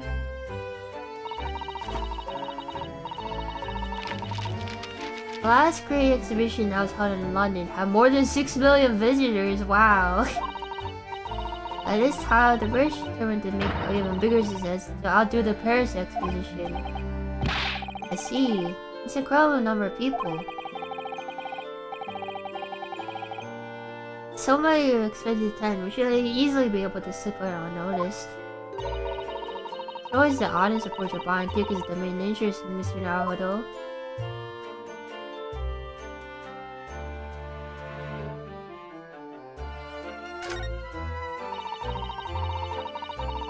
There seems to be a bicycle outside the Mr. Garida residence.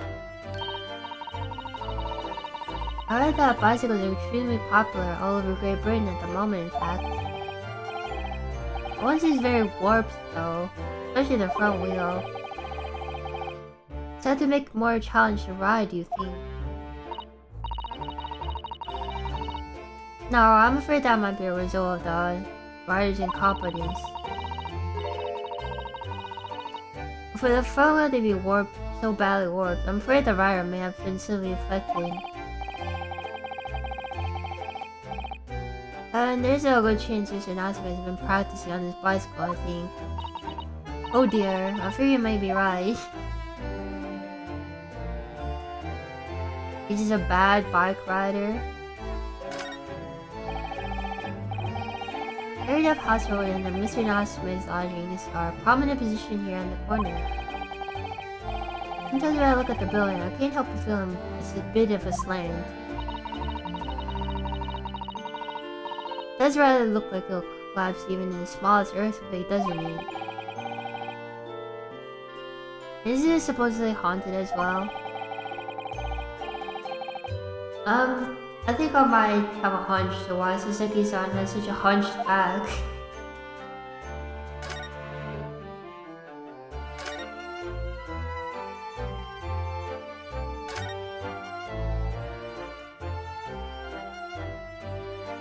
This is another else to explore. There's a snowman. Why would someone put this snowman? Some sort of pedestal, you think? That's not a pedestal, Mr. Naruhodo. That's part of the snowman's body. Really? Or it has a perfectly good body. Well, it's true that British snowmen are usually made with 2 balls of snow. Perhaps he's a foreigner. But we're looking at him if he's strange. Poor man, I know how he feels. Funny thing is, the Japanese and British 2-ball snowmen are the strange one, isn't it? After all, real people have 3 sections: head, torso, and legs. Do you ever think that you think about things too much? Yeah, man, you can't just say that.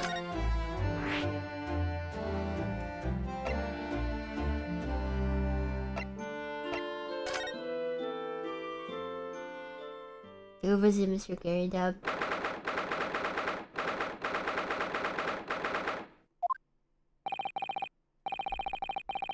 Here we are again, eccentric Lorinor's eccentric top floor abode. Here because Mr. Gradeup was the one who discovered the incident this morning, don't forget. Ah, you chaps, eh? Yes, good morning, sir. Thank you for your cooperation in court yesterday. It's quite a trial, as much for Mr. Gradeup as anyone, really. Came straight back here after all that business at the bail yesterday. I didn't expect to wake up to more Bali nonsense at the morning. I wonder if you wouldn't mind telling us what exactly happened, Mr. Gary Dam. Yes, I suppose you'd like to know about the dead loss of an actor chap on the ground floor room. Those were exactly Inspector Brooks's words, weren't they?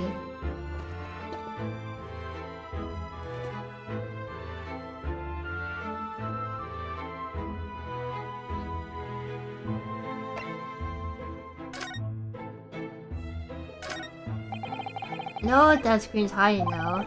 The aftermath of fire altercation the other day. Don't suppose I'll be able to clear that mess for up some time now. Oh dear, this must be a very difficult situation for you. I'll say, people talk about twisted fate and whatnot. This is twisted in half, rotten show all around. It's clearly struggling with everything that's happened.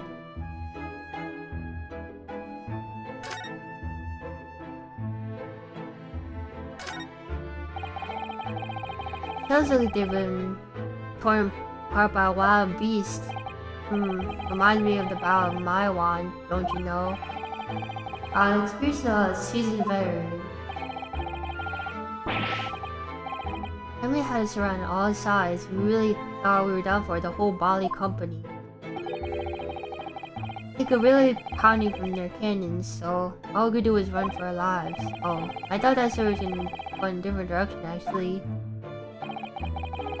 Well, the whole experience taught me one thing, I can tell you.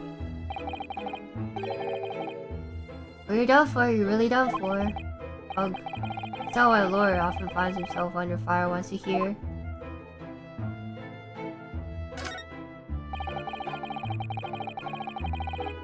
Impressive collection of cakes on the silver cake stand there. Here I was full of cakes when I first investigated here as well. Yes, quite right. Haven't touched since. Haven't done much of anything really since all that happened. Time really stood still for me, you know.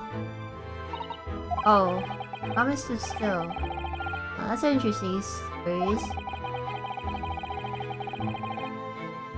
I might be able to use that excuse next time I'm supposed to be tidying the office. You could just tidy up, Mr. Naruhodo.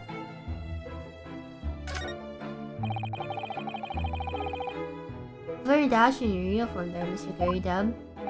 That old portrait, eh? Drawn by Arthur, who used to rent the room downstairs. Oh, you look so old, wonderfully young, courageous and strong. Yes, well, Chad presented to me one day and asked if I'd let him off one month's run in return. Oh, I see, so you did, presumably. I probably well did not. Oh. Portrait's a portrait, rent is run, eh? And yet there's still there, piling on the wall.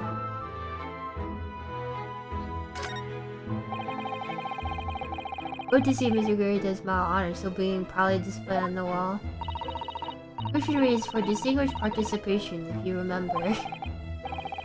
Yes, I remember.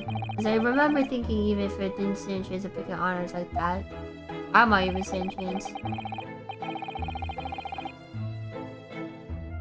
Wouldn't know it to look at me now, perhaps. I have my devil may care days, you know. Devil may cry. Devil may care. What did you get up to? Oh, and it's all in past now, of course. Best stuff there. What's not? I want to know more.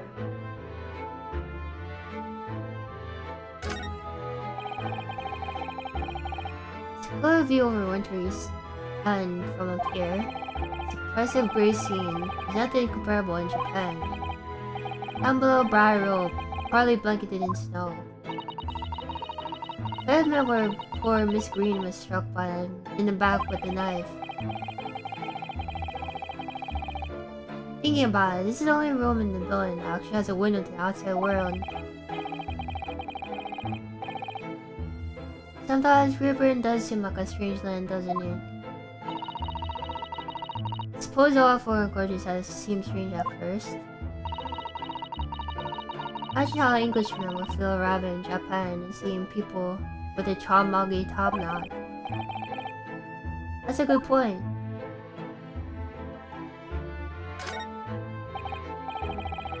Guys, this enormous mortar shell is quite something seen them up close, isn't it? Did you say something about firing them into the barracks, Mr. Gary Dan? You remember, do you? There's a little mishap that occurred during training one time.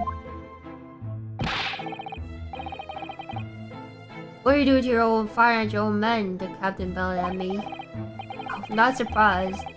Well, this little mishap doesn't really do it justice, does it? Oh, one has little incidents when one's a hot-headed young private. Perhaps I should put evidence presumed from my little mishaps on display. Oh, there's a great lawyer like a great detective wants to exhibit some trophies of his finest moments.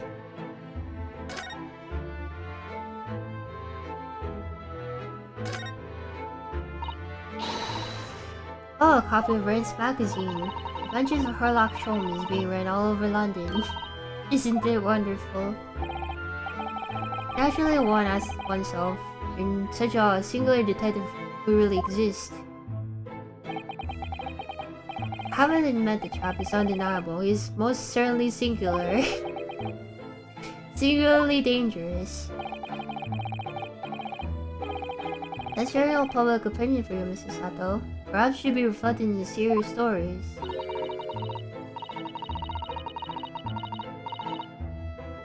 Make no mistake, Mr. Naruhodo. I intend to snuff out the sort of public opinion we heard. Personally, you're gonna kill him? I'm starting to see where Mrs. Sholm's untainted reputation comes from.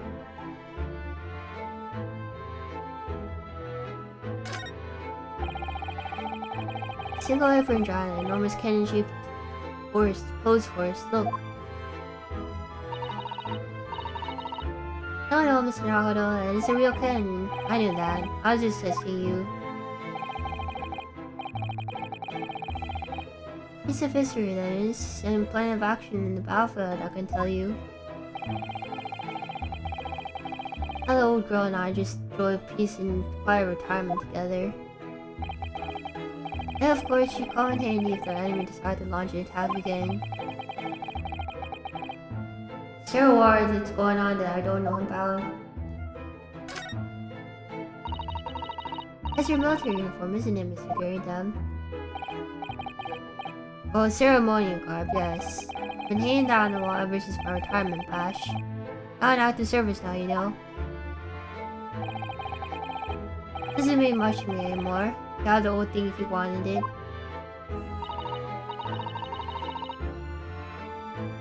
My sword lord defends Zeeks, perhaps. An overly ostentatious outfit like this could be just what he needs. Are you saying his regular outfit is not ostentatious at all? Very tactful, Mr. Sato. Very tactful indeed. My learned Nipponese friends.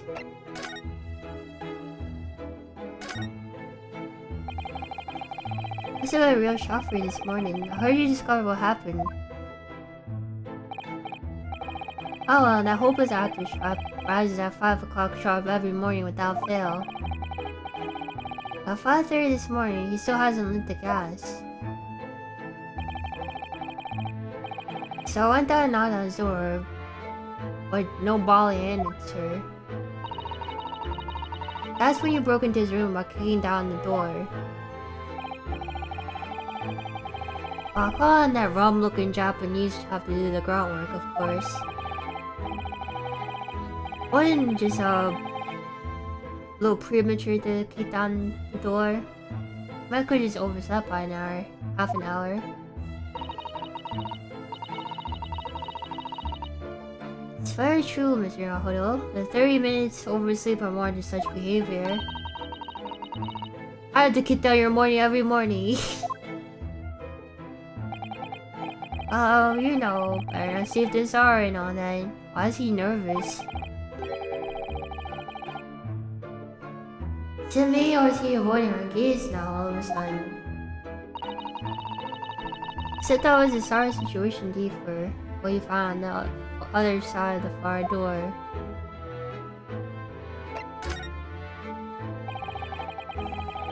Victim's name was Mr. Shamspeare, I believe, is that right? It's William Shamspeare. Took the ground floor room 3 months ago now. How would you describe him? In a word, destitute. Destitute. Let's face it, the only redeeming feature of that room is the cheap rent. Everyone wanting to go live in a place like that is either broke or has a bally screw loose.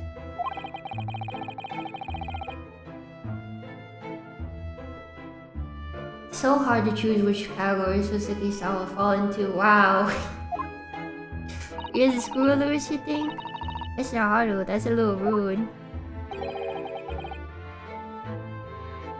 He was doing research as well. Research? Into what? Shakespeare, of course. Shakespeare. Read a few plays of the old bar myself, you know. Romeo, Hamlet, and all that. Yes, William Shakespeare is England's most highly regarded classical playwright and author. He's known as Sao in Japanese, as you know, and many of his works have already been translated.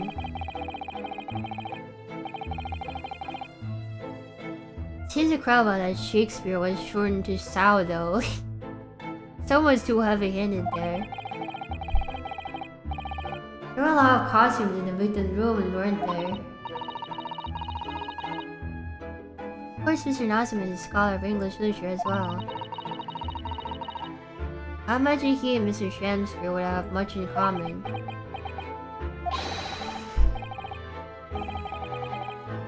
Shakespeare interpretation disagreement leads to shocking murder. Let's not hope it's that. He's not dead though, right? Mr. Rude of Naruhodo, really how rude.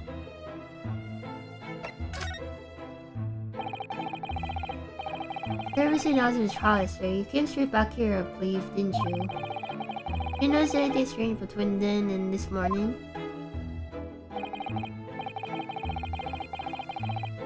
Oh no, it must have been about 6 in the evening by the time I got home. The snow was coming down rather heavily as I remember. It was completely dark.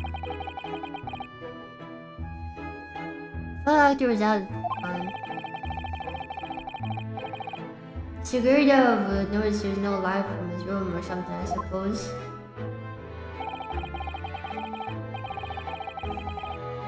Couldn't summon the energy for much of anything, so I just sat in front of the fire up here. After 8 before Shakespeare got back. The shop was open till past 1 in the morning, you know.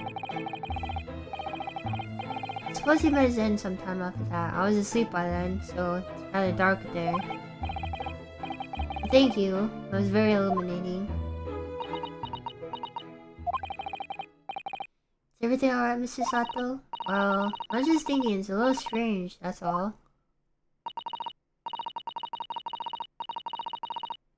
Mr. Grado, we were here in your room all evening if I've understood correctly. Not a big fan of stairs, not with this blasted leg. Then, how is it that you seem to know? Precise movements of your tenant on the ground floor, I mean. That is true. It's a very good point.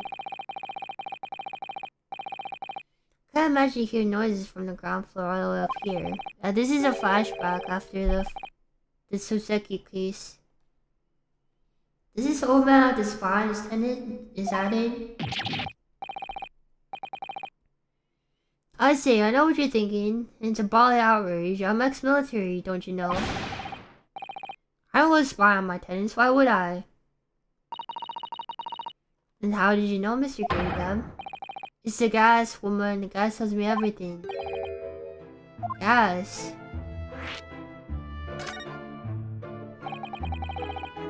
What on earth do you mean, sir? How can the gas tell you anything, let alone everything? As you're probably aware, the gas is supplied to the building by pipes. Guys have more or less worked that out. Every room in the building is connected by a single pipe of gas main outside. And the gas company supplies gas to properties via the main. So I understand it too. Let me see if I can explain. Let's say I was to light the gas lamps up here. What do you suppose would happen? Well, obviously the room will get brighter. Exactly, but at the same time, the lights in all the other rooms in the house will dim for a moment. Why did they dim? Why? Perhaps it's because when you light the gas lamp, it briefly uses more gas than usual, and it reduces the amount of gas in the pipe for the other lamps that are connected to it. I might explain why the lamps dim momentarily, wouldn't it? Yes, of course, because everything's connected to a single supply pipe. Is that supposed to happen though? It sounds rather undesirable. Jolly good point. Fact is, the gas company's pipe are in these parts are pretty hopeless, long worn out. I don't got any gas in them to start with. Obviously that's all true though. Extinguish the lamps up here and then go brighter in the rest of the house. Alright, let's see. So by watching the flickering of lamps in one room, we can determine what's happening elsewhere. You've got it. Oh, of course. Because when people come home in the evening, before they go to sleep at night, what they're guaranteed to do is either light or put out the lamp and fire. However,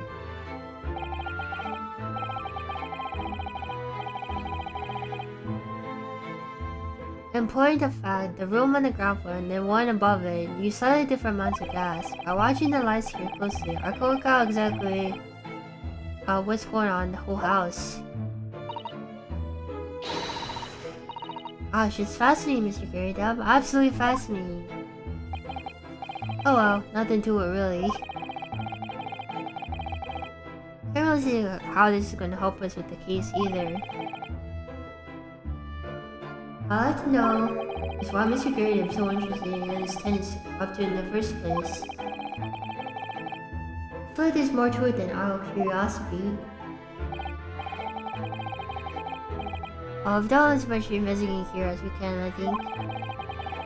Perhaps we ought to go to prison and speak with Mr. Natsume again. Good idea.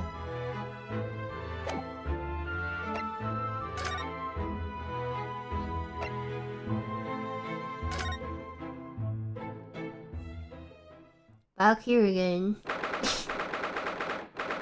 We're just all in the back looking at the wall. Look, Mr. Naruto. Mr. Natsume, have the police finished questioning you now? Welcome to the Mr. Naruto Esquire. Oh, yes. What does he tell me? Is he a ghost? Is he here to harm me? Let me guess. You're talking about Mr. Sholmes?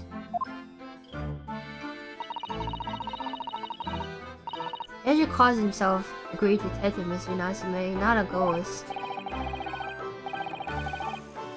But his diabolic deductions, they're not of this world. They've left me. Cursed, I'm cursed, I tell you. Oh, that sort of hurts.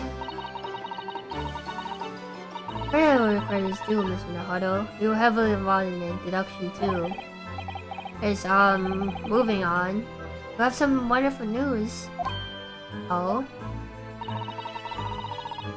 The victim we all thought was dead has come back to life again.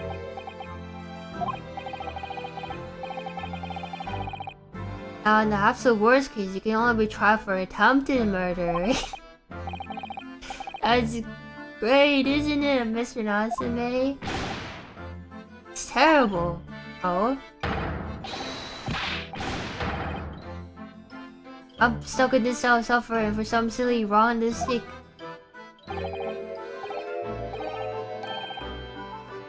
You did it, didn't you? Confess, you're a killer. Why is the mustache? Why's the questions? Sorry to hear that. Oh, that selfish shyster. Make up your mind. Are you dead or you're alive? If you're going to come back alive, why bother dying? Ugly wishy-washy William. Well, seems that likely that Mr. Chancer was never actually dead in the first place. Oh yes, that might make sense. And I'm pleased he's alive, of course. Our lively debate last night was so much fun, and I hate to think it's our last. Oh, oops. Oh, Mr. Nasamu, does that mean that you did see the victim last night? You met with Mr. Shamster, didn't you?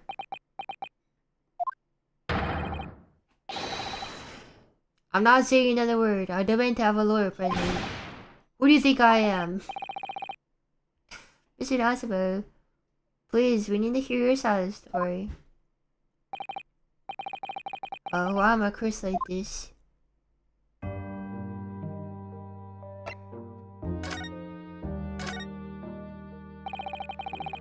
Can you tell us what happened last night then, Mr. Natsume? There's nothing to tell, but Mr. Naruto Esquire, I'm really grateful for you for helping me uncover the case yesterday.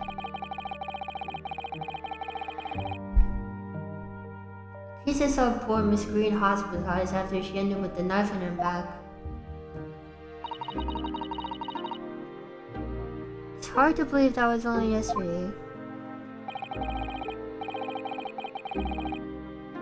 After the trial was over, I trudged my way back to my lowly lodgings. That evening at past 9, I must have been I visited Mr. Shamspeare. So you did visit the victim room then. To be fair, didn't do anything wrong. I've never been in this room before. It was the first time. So what had made you decide to go?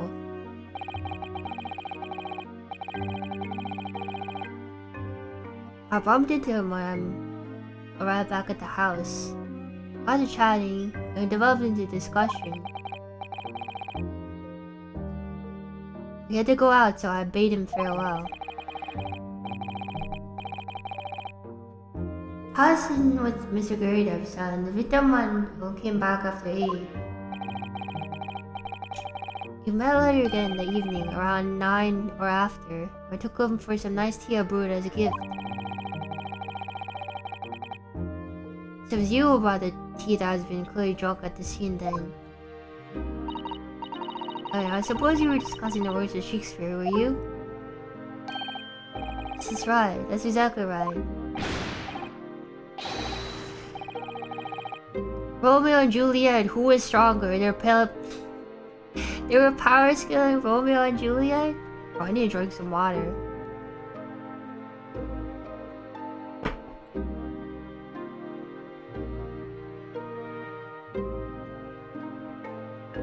Oh, it's the last for debate, I'm sure.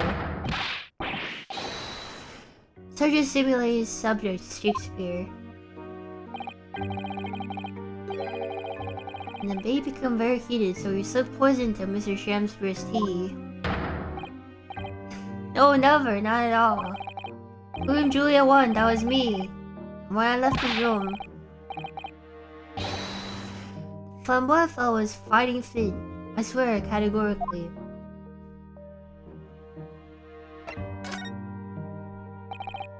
Mr. Natsume, you often say the same thing about yourself, I've noticed. That you have a cursed existence. Sure, I've mentioned this to you before, but I've been here in Great Britain for a year now, and in that time, I've learned it's no place for me. It would be very trying to live in a foreign land, adapted into the ways of another culture. There are foreigners everywhere I look, and they all stare at me, and they all laugh. That's the first thing I got whenever I go out. It makes me scared to leave my room.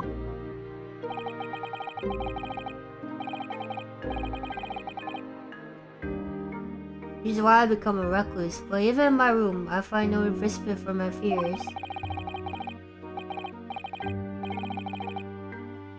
I've moved more times than I can remember, and then 1 week ago I moved into Briar Road. But why? I mean, why did you choose that place? It doesn't seem very comfortable.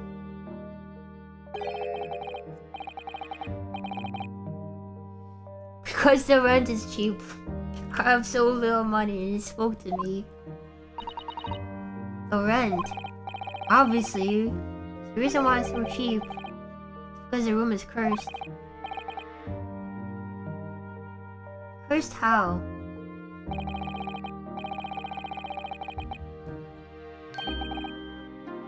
The previous occupant, the man who lived there before I took the room, died there.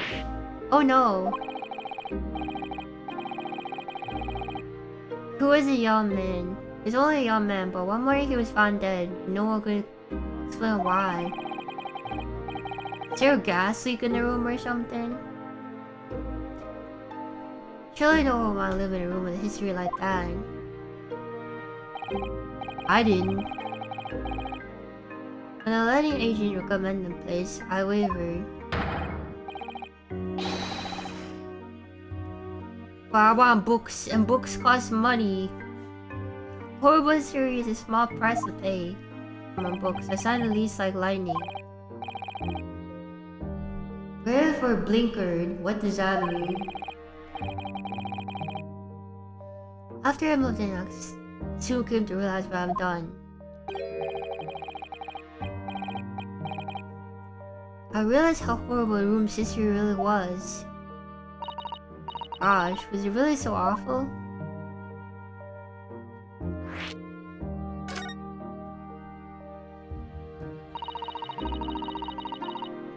How does the room's history affect you, Miss Natsume? What happened? First, it was just a feeling. A feeling of beating eyes bored into my back watching me. That just might be your mind playing tricks on you? Oh no, my mind doesn't know any tricks. It was someone else.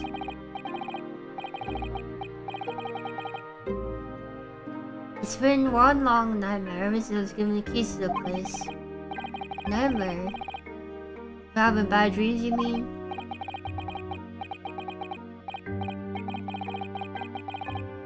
All the souls who died in that room lean over me in my sleep and try to strangle me.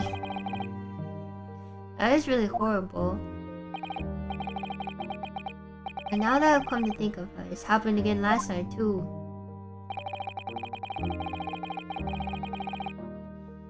First thing that Mr. Shamster was writhing in agony from the poison in his body. I was on the verge of being suffocated by dust. Suffocated silently by the miserable experience in my room. Simba must move out of the room as soon as possible. Yes, you're right, I know it. That's why I'm already searching for the next room with a history to call home.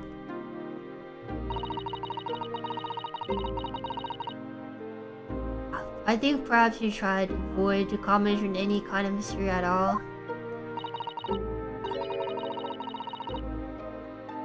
Otherwise, I'm scared that you yourself might become history. Wow. It's just hard to know how to make a man would listen.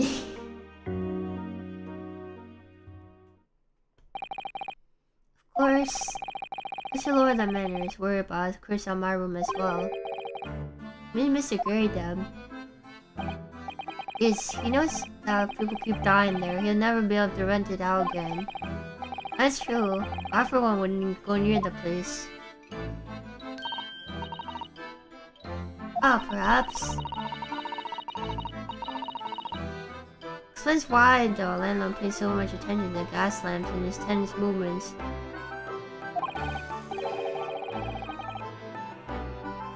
Maybe because he's worried about their well-being.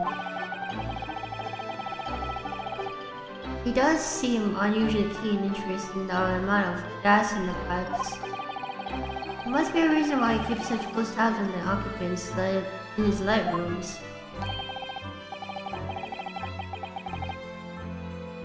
What do you mean he pays so much attention to gas lamps? Oh dear, no, it's nothing to do with you, Mr. Natsume. Please, forget I said anything.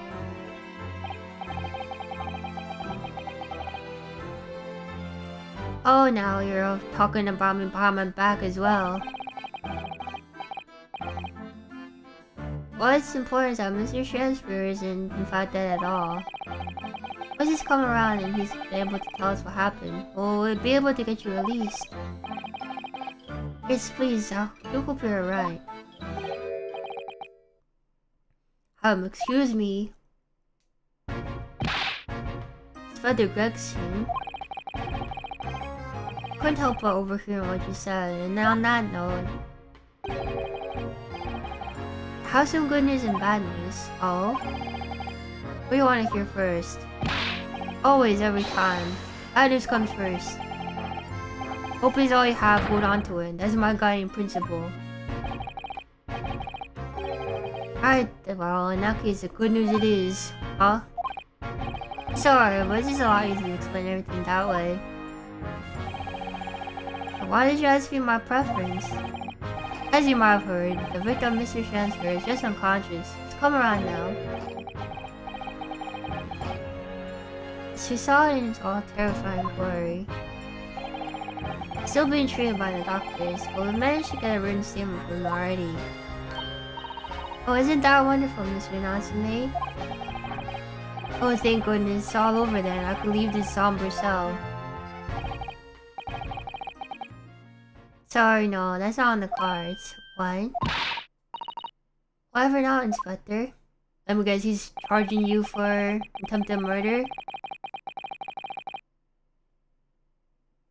Mr. Transfer has implicated someone as being responsible for what happened last night. Implicated someone? Oh dear. You don't mean... Sorry to say I do, yes.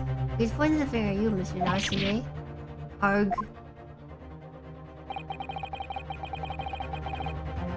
By sweet poison did he seek it to end my life. That wicked caitiff, Soseki Natsume. No. So I'm afraid you'll be appearing in court as planned. We wanted to make the necessary preparations.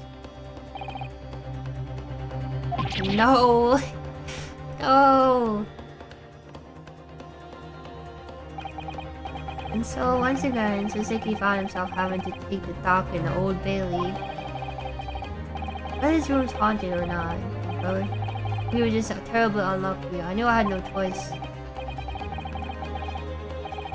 Following day, I will represent him in court and do my utmost to break the curse that blighted him.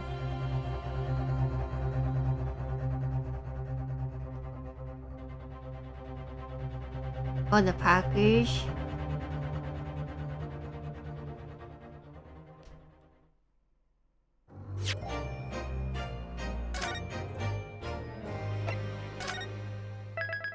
And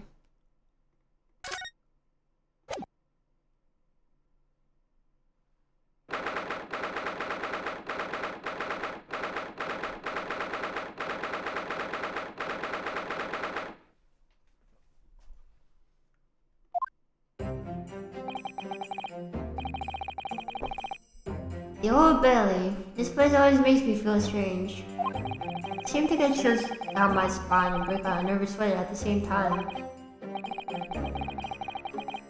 You guys want to hear a secret preview?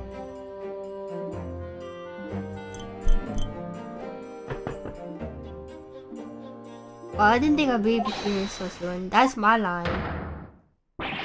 Good morning. Hi, good morning, Mrs. Natsume.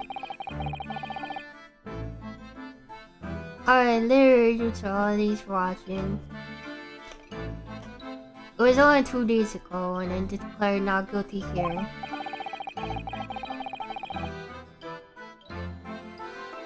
Yes, so yeah, somehow we managed to prove he didn't stab Miss Green in the back. But nowadays, another morning, another murder. Here I am in this hellhole. Can't keep coming to court. I'm beginning to think that he's right. It does really seem that he's cursed. Sir Narhol, I'm afraid I have really bad news. Oh. Mr. Natsume, good morning. This morning. So here we are again. Yes, again.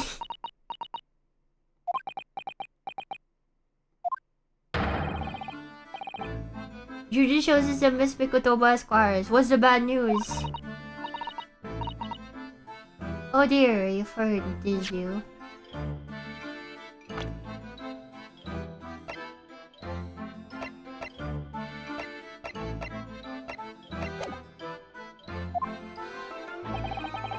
Come shot in the top of your voice.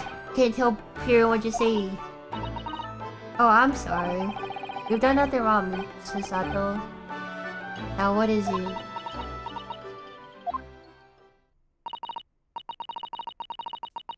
Well, it seems that prosecution in today's trial will be led by Lord Barak von Zeeks. Von Zeeks? Oh no, oh no, no, no. Ah, my learned Nipponese friend.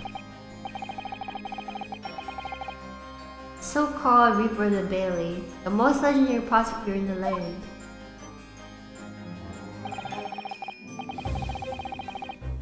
In the trial 2 days ago, he pursued Soseki-san relentlessly. Of course, by the skin of her teeth. He managed to pull through, but still. Perhaps Mr. Natsume's acquittal in the last trial wasn't the end of the matter after all. Yes, I know what you're thinking. The legend of Reaper says nothing could save a person in the dock when Lord Van Zeeks is the prosecutor. Oh no.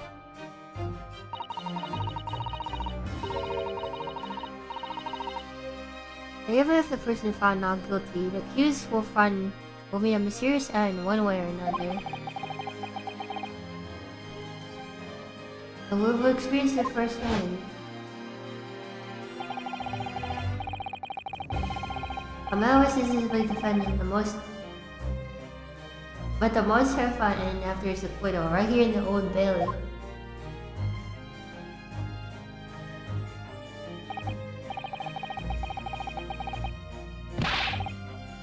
Oh, do I have to put up with those ice cold eyes boring to my soul again? Cursed by evil spirits and now the Reaper? Pair of petrifying perils, potentially.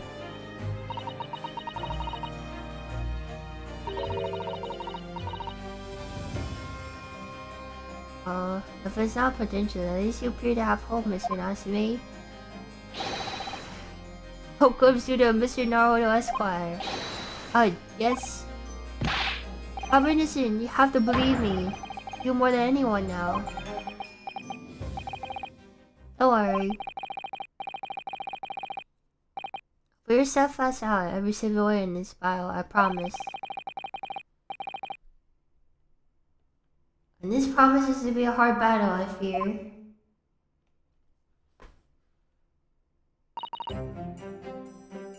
Well, I'll schedule the meeting shortly. We should move into the courtroom. Let's go. Oh yes, if I say, afraid that he won't be able to make it, Mr. Sholmes, I mean. That's probably for the best. Oh.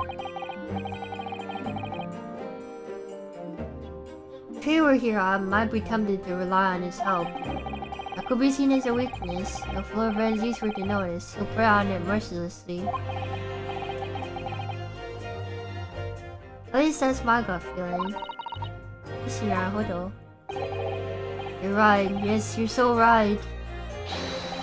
Oh, well said, locum student Mr. Naruto Esquire. Well said. Swear on my sword on my side and the spirit of Kazuma that it harbors. I'll show him what a Japanese soldier can do. I'll set you free with honor. Oh yes.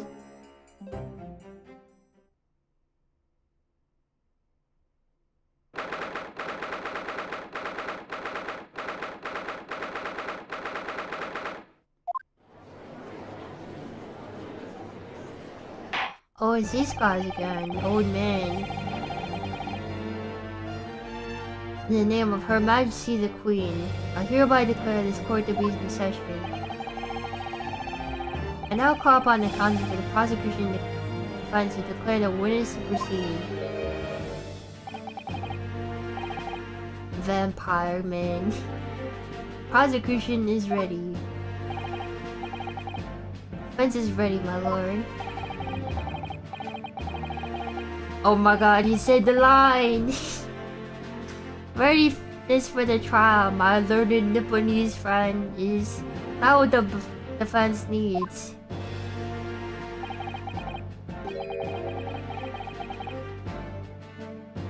What you need is your readiness for your inevitable defeat. I looked up what learned friend even means. Apparently that's what barristers in the British court call each other. They just call each other learned friend or something. I didn't know that.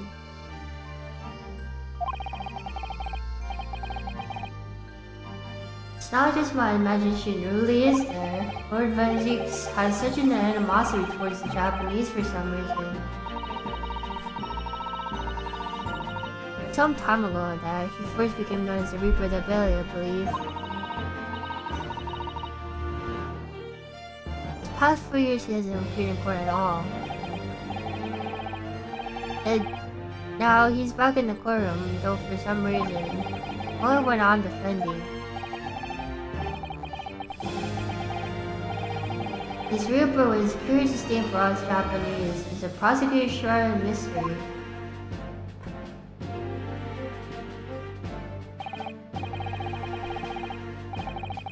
Still, this isn't time to be pondering that. I have to concentrate on specifically Son's trial. Furthermore, I call upon the 6 ladies of the gentlemen and jury. You have been chosen at random to represent the will of the people in this trial. Are you ready to fulfill your duty? It's him, Bruce Fairplay again. Absolutely, I had a feeling this Larry was an incident before. I must say, I feel especially ruthless on my days when my habit is sit right. You seen him before? Oh well, I rather like how you're wearing your hand. Because the ruthless look, it's very fetching actually. Have we seen this guy before? I think so. I don't think we've seen you before. I need to be somewhere at 10 o'clock. I have a very important meeting. Let's make this quick. Here's the guy. Here's the road work again. I couldn't agree more. I need to take home a 5 bob tonight or Mrs. will go through the roof. And here's the old man again. Oh, may the Lord show us the light here and his flock to a righteous verdict. Who was the previous protagonist from the first case? It was Susato. Oh, hello, Yurika. Welcome. A British jury system is so different to our own, isn't it? How extraordinary to think that the power of judgment is in the hands of the 6 members of the public. The judge can only pass sentence when all jurors are in agreement about the defendant's guilt.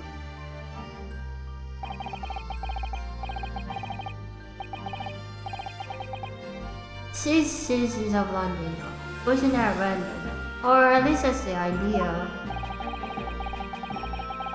The guy's looking real comfy. Yeah, old man in his beard.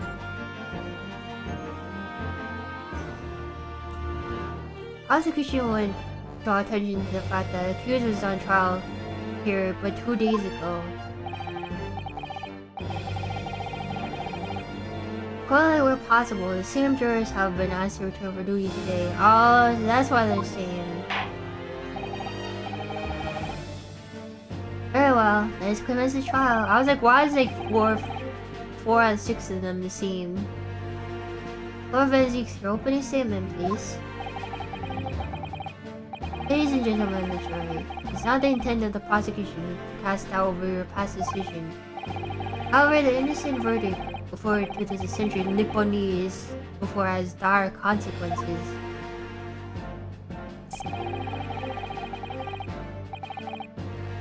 He was repentant for his wrongdoing after that affair, far from it.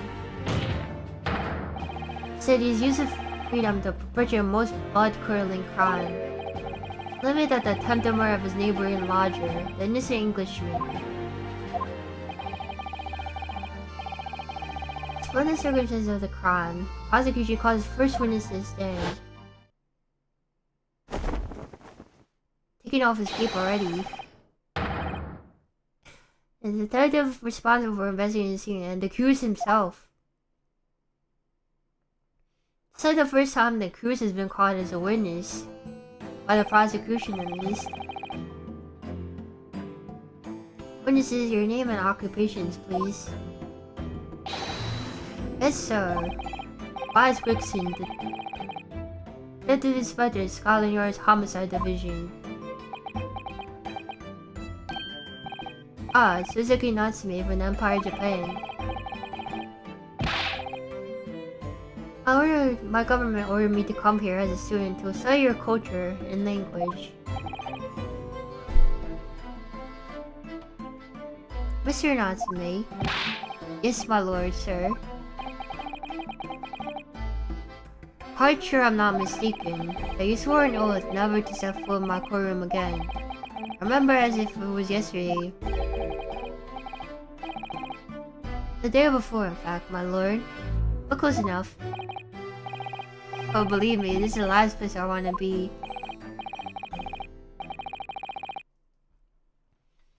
Inspector, let's hear from you first. Explain the case to the court.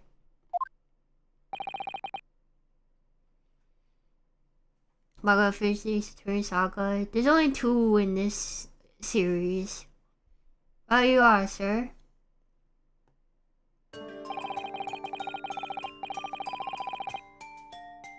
Gary Dev, the incident occurred at the Gary Dev household, where the defendant has lodgings. I don't know why I just said Gary Dev. On the ground floor of the victim, Mr. William Shakespeare. The defendant is arrested to visiting the victim and the night in question. Mr. Shakespeare collapsed in his room as a result by poisoning by strychnine. It was found in the following morning when the landlord, suspecting something was wrong, broke down the door.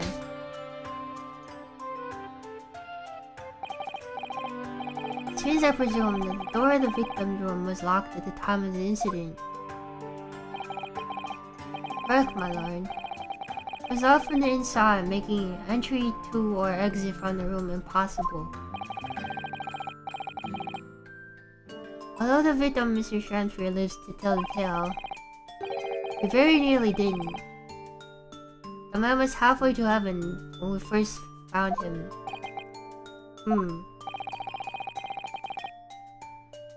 I was the first officer to see him, my lord. I have a photographic print here to show how it looked at the time, how it looked.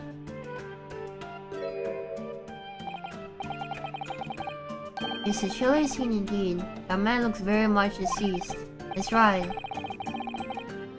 Everyone present believed that's exactly what he was. Very well, I should accept this photographic print as evidence in court.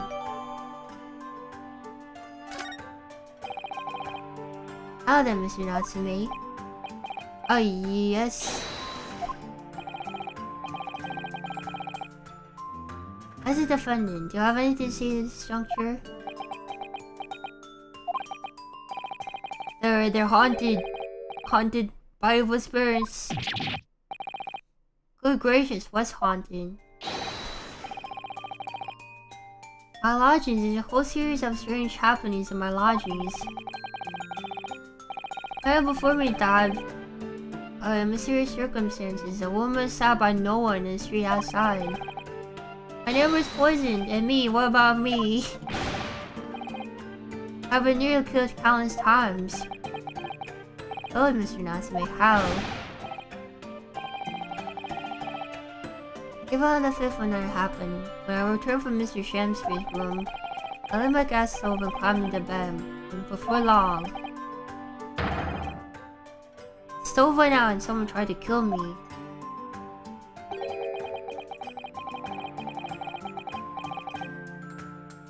I must always exchange all fires before retiring for the night, Mr. Natsume. But it's so cold, my runny nose would freeze. Point is, I didn't poison my neighbor. Why am I being accused of this? Why is my existence so cursed?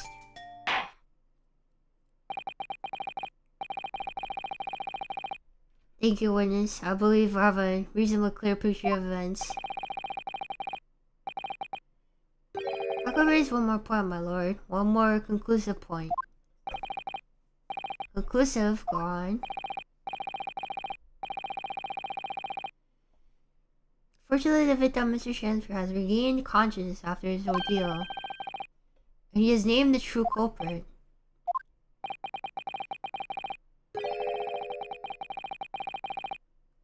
The poison consumed by the victim was administered in a cup of tea he drank in the night in question.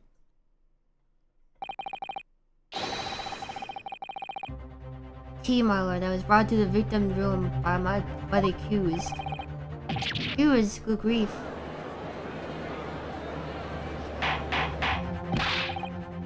Odar. Is this the crux of this whole case? Since the announcement is innocent, and why? Why is the victim accused him? Oh, Mr. Natsume, what do you have to say to his accusation? A tea. That evening, yes, I did take some freshly brewed tea with me when I visited Mr. Transfer as a gift.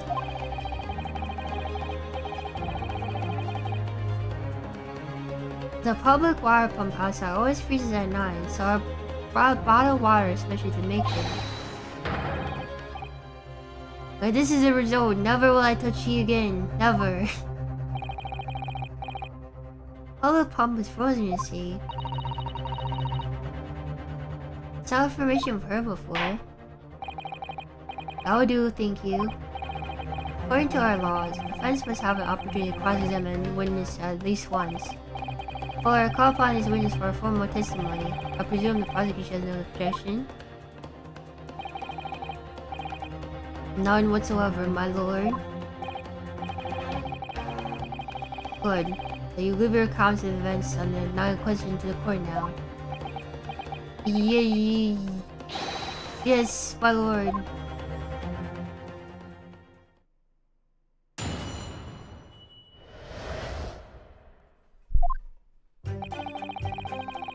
So around 9 o'clock that evening when I visited my neighbor, I took some tea with me as a gift. I had a heated literary debate over a nice hot drink. After which I went back to my room at around 11. But tea was completely harmless. He couldn't have locked the door behind me otherwise, could he? Strychnine takes some time to affect the body. People don't immediately kill over after taking it. The victim would have perfectly been able to lock the door after his guest left. The argument still stands.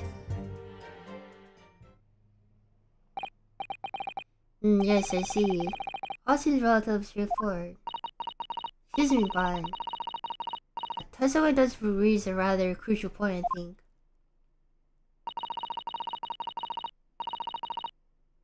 Mr. Natsume claims his teeth to be harmless, presumably though.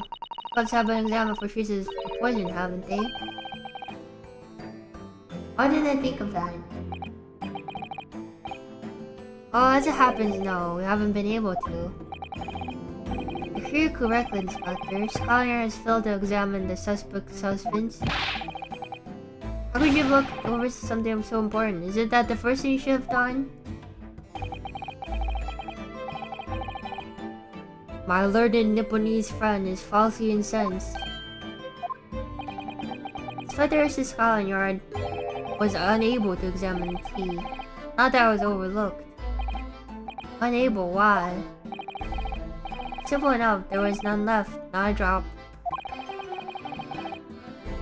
Someone must have been very thirsty indeed. Under current scientific techniques, it's not possible to test for poison under such circumstances. We only need a drop, but that one drop does actually have to exist, funnily enough.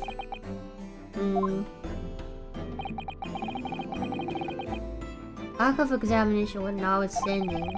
Here said nothing other than the teeth passed through the victim's lip in the night question. See, thank you. The matter is clear. Cast your eyes over the jury, my learned friend. What? Can see it in their faces, I'm sure. The recognition of the accused killed. Khan's fate is all but sealed. Mere moments from now, you will lose, and your compatriot will be down for all eternity. He's right, you know. I could feel all 6 jurors looking daggers at me. Why can't let them beat me down? I won't. Counsel for the defense, please proceed with your cross-examination. Yes, my lord.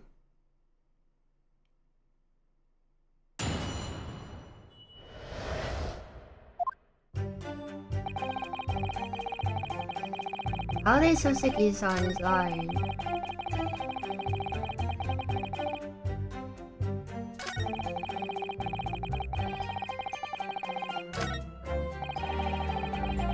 It's so effective like a body. Hold it! How long does it take for him to disappear then? According to the coroner, I was speaking throughout the yard. About 30 minutes after the poison is consumed. Then the victim suffers violent convulsion, cramping, stiffness, and then eventually dies of asphyxiation.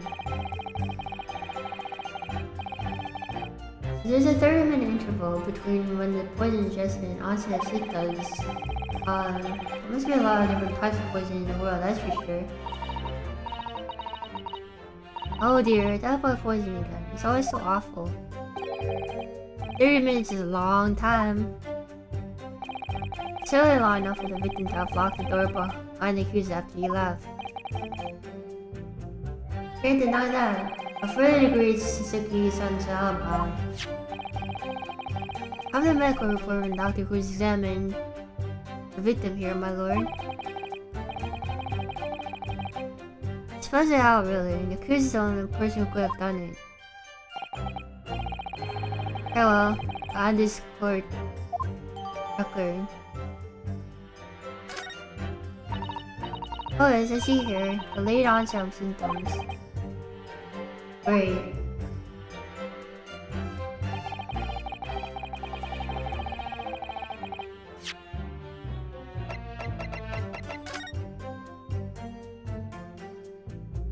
Small quantities of strychnine, toxic above as serums after ingestion.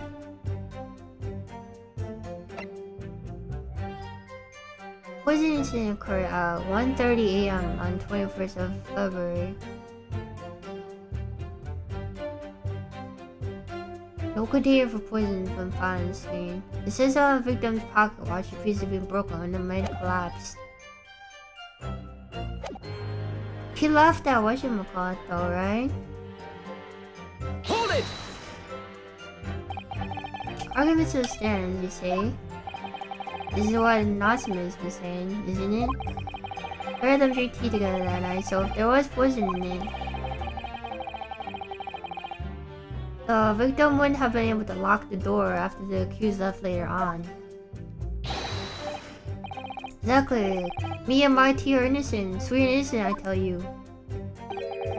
I'm afraid, sir, it doesn't follow. You see, strychnine is a slow-acting poison. Otherwise, it takes time for the symptoms to appear.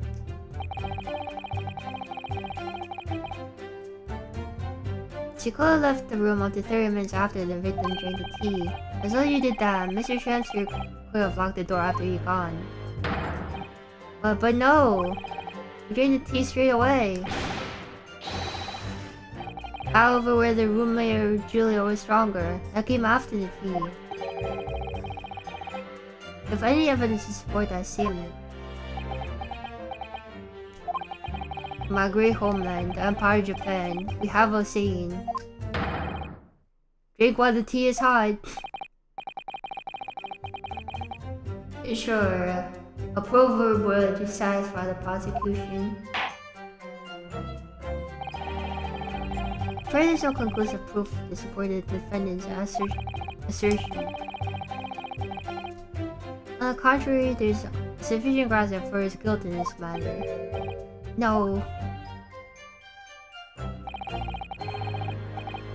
That's the standard testimony, is it? Go voice a personal opinion, Mr. Naruhodo. Of course, go ahead. Natsume's argued for his innocence so adamantly, so persistently. Inspector Gregson just brushes aside. It's quite infuriating. I agree. So we didn't find an inconsistency in what the inspector is saying, I think. I'm afraid so. Please stand. Sure, there's find Mr. Natsume guilty.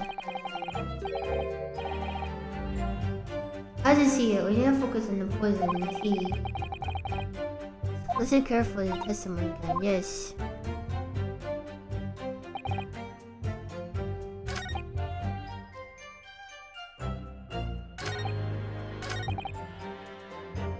Do I have to present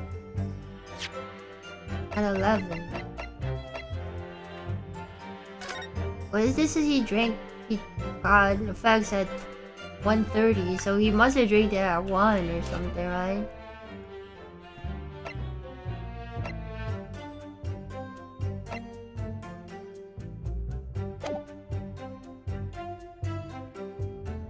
This is why I present. Objection! Mr. Natsume, you say it was at 11 PM when you left to return your room, correct? Yes. Inspector Gregson, we really rely on this information, the medical report, unconditionally. Of course we can. There's no problem with that report, Sunshine. Actually, I think there's a very big problem. Because there's a chronological inconsistency between it and the defendant's testimony. Kinda what? What are you on about? According to this report, the victim must have consumed the poison around 1:30 in the morning. And yet, the defendant Mr. Natsume left the victim's room at 11.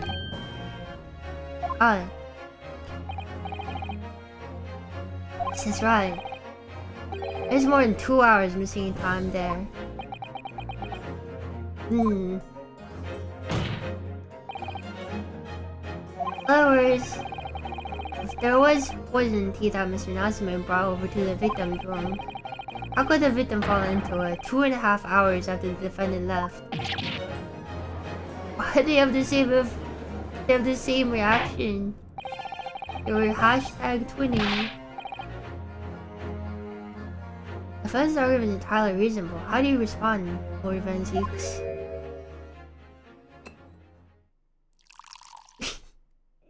My learned Nipponese friend. What was he gonna say now? The bouquet is quite nice. Oh, pray forgive the discourtesy if my mind wandered. House Kazero cuisine would best complement the contents of my hallowed chalice this luncheon. How could it have happened, you ask? You hate to shower illusions, but my Nipponese friend appears to be chasing a phantom idea. A phantom? This is so hard to imagine that the victim drank his tea after the accused had left. For example, I'd say at the medical report, yes, around 1:30. Objection! Mr. Natsume brought the tea with him to drink with his neighbor. And in Japan, there's a well-known saying, drink tea while it's hot. Objection! In my country, there's even more apps saying there is nothing more refreshing than cold tea. Point is, if there was such a long gap, there may be other ways to explain how the victim was poisoned, or other possibilities. What sort of possibilities, Council? Well, for example, I could have another visitor. That's very bold assertion, my learned friend. From someone who has nothing to substantiate it. Or the victim could have taken poison of his own volition. It suggests that this may have been a suicide, Council. Objection! Mr. Transfers categorically denies suicide. The idea of Kena must be discounted. Objection! But you could be lying.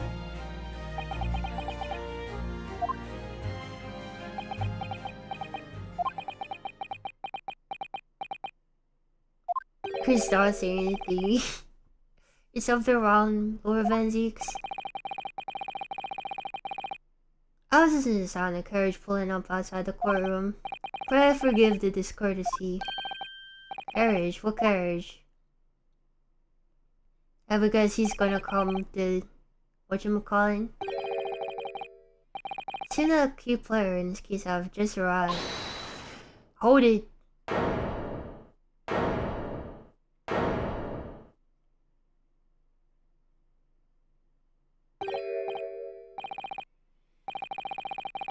Out out, brief candle, life's but a walking shadow.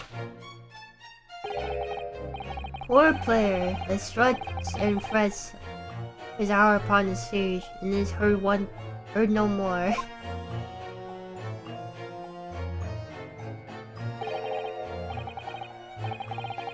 It is a tale told by an idiot, full of sound and fury, signifying nothing.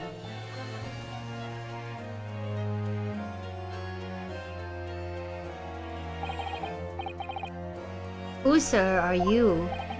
William Shakespeare, my lord. Alas, 'twas I, undone by the bitter events. I am the victim. What? What's he doing here?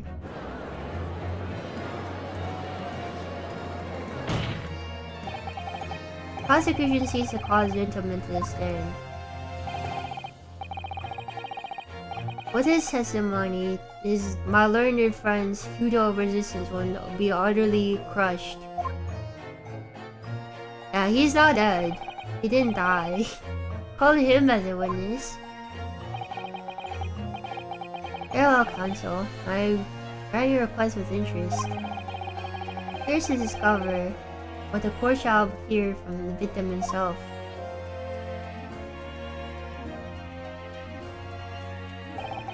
Happy am I, sham spirit, to regale thee with the tale of my woe, my lord.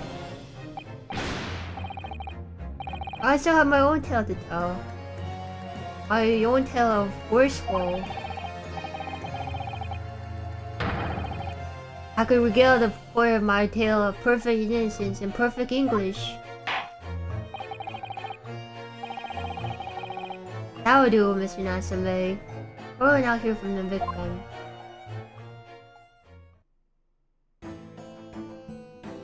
Why does he look like that? Who's that guy?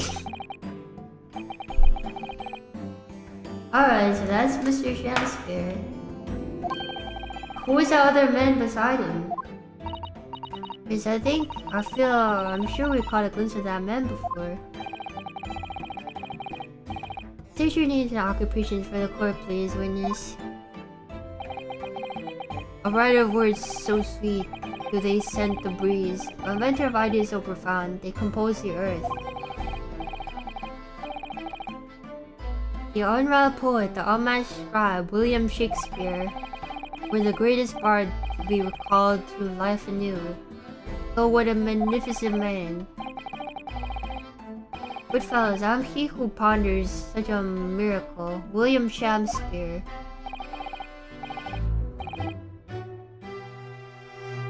Oh, my name is Meterman. Okay, I guess you're the meter man for the gas or something? A drawn B meter man. Adrian B meter man? I don't know. I work for the Altamont Gas Company, East End branch office. I remember now. It was yesterday on Bar Road. Oh yes. She's right, it's him. It's him back there.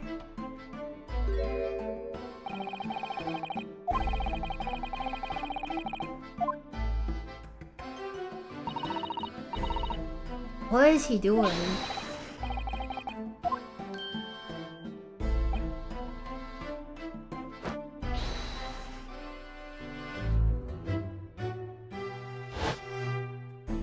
A drawn B meter man. Is he spotted him outside the Gary Dev house that even morning? He's a gas company employee. What does he have to do with the case? So, Mr. William Chanfair, you're the victim in this miserable affair, correct? Oh heaven, oh hell, do you command me to remember? The sweet poison that did this cross mine innocent lips.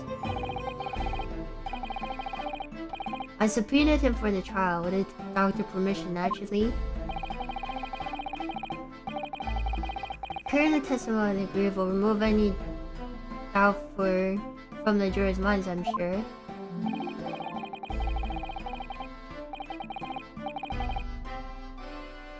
Hold, you'll have only need to arrange letters in my name to see that me is a seraph, an angel indeed.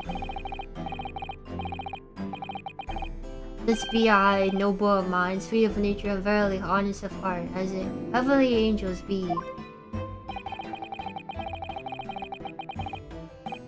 Cause there isn't a less contrived meaning in your name, no, not at all. You seem to be very moved by this man, I'm afraid. You're all actually taking this seraph anagram idea seriously. Thank you, witnesses, for your illuminating introductions. My lord, what's that man Nestorshams you're doing here? The gas man, I mean. Oh, me? Oh, now.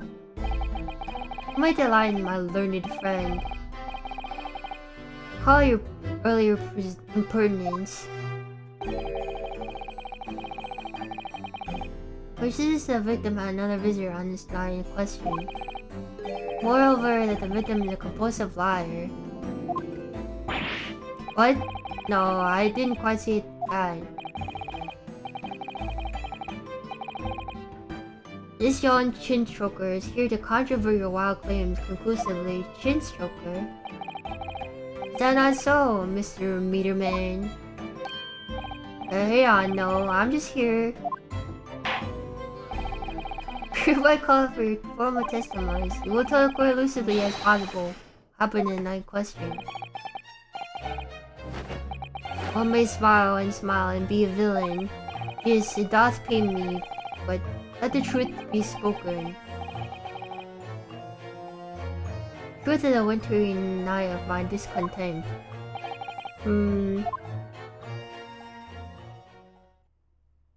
What a young chin stroker. How old is that guy?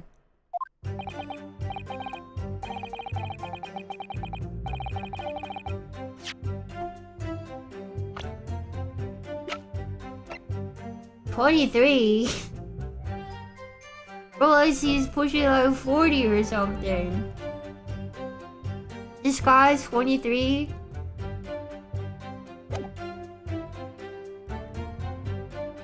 The snow lay about. The neighbor did cometh in the evening, bearing gifted tea. But merry, bitter was his drink. And when he left, I did prostrate on my table. Was his tea alone that caused my lips to lay out, and not else. I was outside the bloke's window in the freezing cold all night, keeping an eye on his room. No one else visited his room but the short little fellow, round back Eastern fellow. You were keeping an eye on it? The bricked over room? Oh, what did you say? You were keeping an eye on Mr. Chancery room all night. Child, of course the both one is all but blocked up, isn't it? There's a little gap in the bricks where you can see into the room. I spent the night trying to keep my teeth from dry as I peered in through that. Question is, sir, why? Ah, well, no. Because he's on my list. What a piece of work is a man. Wherefore wouldst thou not stare in wonderment? What are you talking about? This buzzing busybody hath not a part in this play. I pray thee, pay him no heed. Make no more ado about his tedious works. What'd you say about me? Calm yourself. His clarity is concerned with what happened in the night in question, nothing more. Indeed, that is so. This testimony we have heard clearly reveals there's none other than the accused present who could have carried out the crime.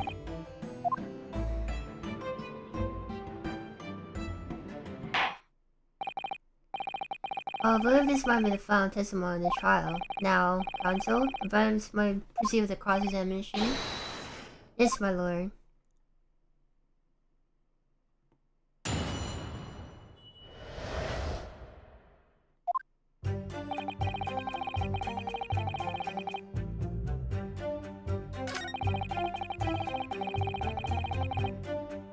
Hold it! Let me stop you there. Mr. Dawson left your room at 11 o'clock, but it wasn't until after 2 when the poison made you collapse. How much is more than 3 hours of missing time? What is he doing? If I really had put the poison in your tea, 3-hour window of time is something you're gonna have to explain. Finally, it is an easy task. What? I did drink some of the tea while I guess did Terry, but after he took leave of me, it was stone cold, bud. 1 hour post midnight, barely my lips were parched. Objection! That doesn't sound normal. Nay, it was quite ordinary, sire. After all, wouldst thou call our fiery debate in the midst of such argument? There is no time for fiery tea. Romeo and Juliet again? Who was stronger? Mr. Chancery, in summary, allow me to confirm. Did you not come here with the intention of naming your attacker? But of course, my liege. 'Twas the stupid lover words that did attempt to shuffle me off this mortal coil. We all know what that means.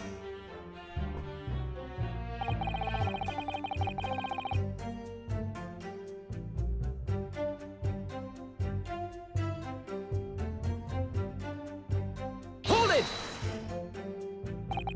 So you didn't have any kind of evening meal, dinner, supper? Fire and luxury, fire and gluttony.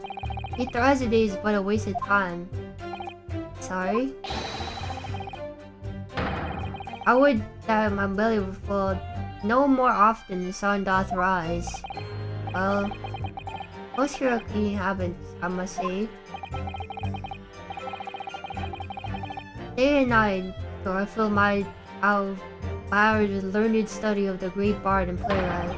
Hence, it is there without not in my chamber be than the costumes of mine art. That would appear to be the case, as even a rodent was starved to death, found starved to death in your room. You kept a dead rat in this room? Why? Now that I think of it, it's not that food was conspicuous missing from the room, is it? I don't recall seeing a single player or script anywhere. For I have devoured them all. You've eaten them? Every word be within my skull. Didst thou imagine otherwise? Right, that wasn't misleading at all. Could you turn around, do you think? This is a conclusion. There's no way to poison a clear path. The only way to poison clear past your lips is a tea.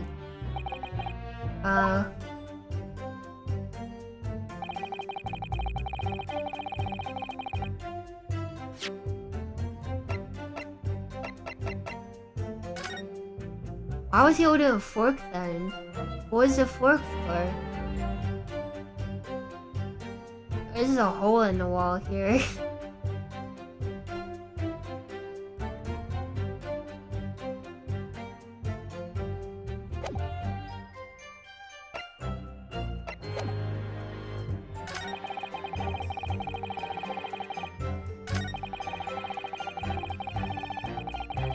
Hold it! Where does the house have all been filled in? Historical artifact now defunct window tax. Hey, you're right there. I'll break up horribly. But as it happens, there appears to be a part of brickwork in the bottom corner that's been opened up. I was looking through that gap. Yes, there was a few bricks loose, weren't there?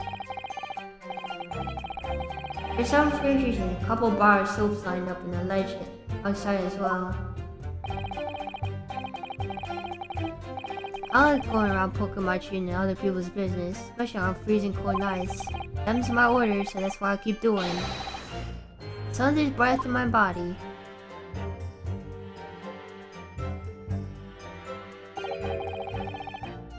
What's with all the theatricals today? Out of interest, Mr. Miedemannn. After Chris had left and returned his lodgings, you see the victim leave the room at all? No, he never left. He was in that room the whole time as far as I'm concerned.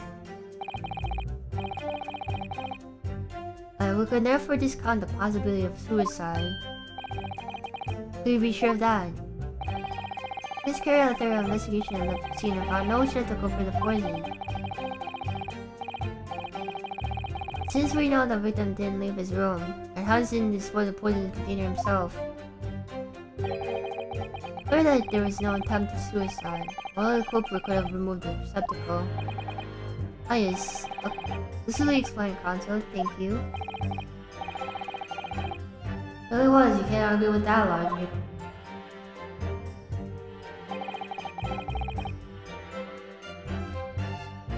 Hold it! Say a short little round back Eastern fellow, so we can't be sure if it was a defendant. Objection! How many other short little rounded back Nipponese with a mustache you think there are in London? Of course it's only a narrow gap, but it was quite dark, so I didn't notice the mustache. I showed up around 9, so I'm pretty sure of myself. When the person you saw arrived, did he and Mr. Transfer drink tea together? Nah, sorry, I couldn't say. Why not? Cause you didn't do the room on that well, could I? But what I did see is the silhouette of a little round back fella wearing a pretty dress. And then the family started some kind of wrestling match. What? I tell you, I don't know what to make of it. Huh? I suppose that was the Romeo and Juliet championship battle getting underway. Mr. Miedemannn, allow me to confirm one final time. Apart from the viewers, can you say with certainty that no one else visited the victim in that question? No question, Gasman's honor. That's the entire testimony. What do you think of Mr. Naruto? I see them obvious for at all, to be honest. No, oh dear. No one else visited Mr. Transfer's room that night apart from Mr. Natsume. I shall remember the jury will conclude the same thing. But I see he's guilty. All I could do is press this witness for more information over a breakthrough. Yes. Okay, I gotta press more. Hold it! Clear about neighbor, you're referring to the defendant, Mr. Natsume.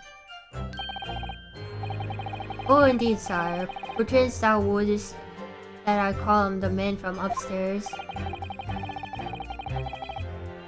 And at what time did the mustachioed Nipponese visit you in your room? We always promised for the hour of 9, and lo, he could come with a tender gift of fragrant tea. Details which are in accordance with the defendant's own testimony, yes. That we were brought in such a literary debate as history hath not seen before. I presume he means their discussion about who is stronger, Romeo or Juliet.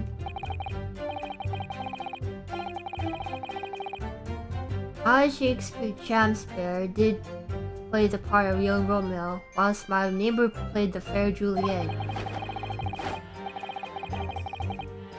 Each of us dressed as we would our characters be, to bring way upon our merry experiment. I dare not imagine the scene. Reality, thy name is woman. Canst thou imagine how dismayed I was? Yes, I've heard of the Eastern art of Jiu-Jitsu, but never did I dream wouldst be practiced by a comely maiden. Julia beat Romeo up. That is not helping our case. But of course, heard enough about your earth-shattering literary debate. Perhaps you could reiterate your statement about the tea that he was brought to your room. My liege, I am thy servant. Gladly, I will do thy bidding.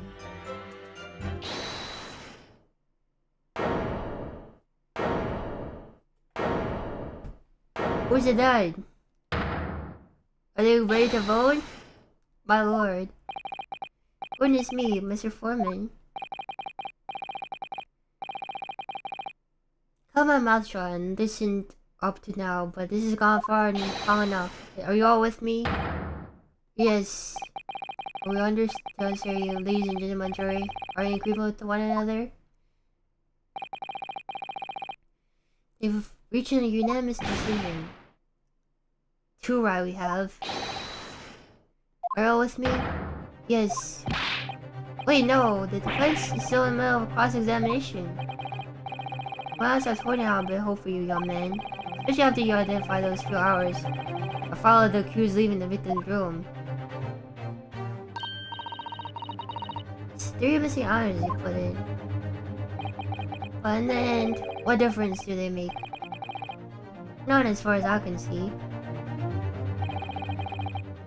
Since that's not apparent, there's really no reason to delay our decision any longer. I was saying before, if you don't take 5 bob home with me tonight, the missile bullet top. What was that? Sorry, I didn't quite catch what you said. Very well, let the court be apprised of your decisions. Ladies and gentlemen of the jury, you will state your allegiance in this defendant's culpability. Guilty! Guilty. Guilty. Guilty. Guilty. Guilty. Oh, good. Well,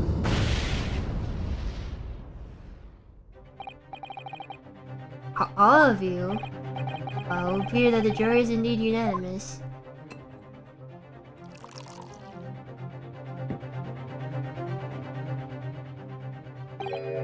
So the time is, at least, this time at least, seems justice will be done. All's well that is well, as they say.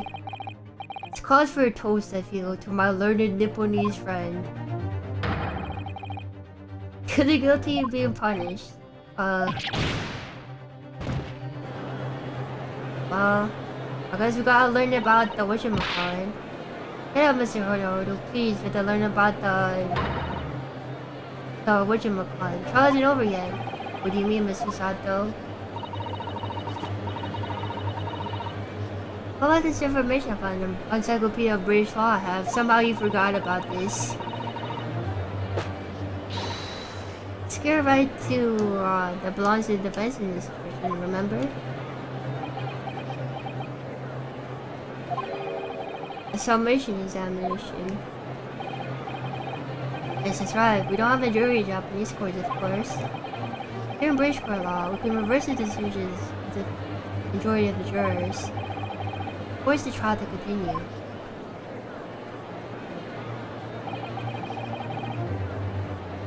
This trial can end now.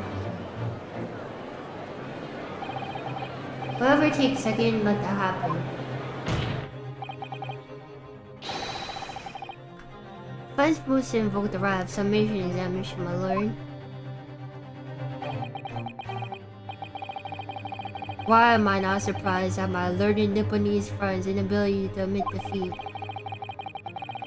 Acoustically desperate to some archaic rule you barely comprehend instead of accepting the truth. Certainly no other defense counsel in recent times have exercised the right to summation examination. Because they all know once the jury's mind is set, it cannot be altered. Nevertheless, the right to examine must be upheld. The first counsel's request is granted. Court will proceed with the summation examination as outlined by Encyclopedia of British Law. Thank you, my lord. Are you and your fellow pervert, Mr. Foreman? Believe me, my lord, we all know about this young lad's tenacity. Oh, we're ready for it. Very well. Okay, ladies and gentlemen, jury, hereby call upon you. State the grounds which you find the defendant guilty of the crime which he stands accused.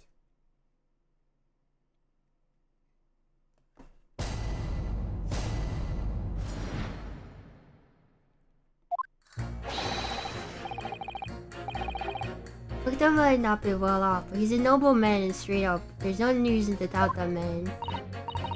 Well, I do declare that good gentleman has no reason to lie. In fact, I think he's rather splendid. What? All these things are just about appearance. Just look at the accused by comparison. He's Japanese, stoops all the while, and has a mustache, very fishy.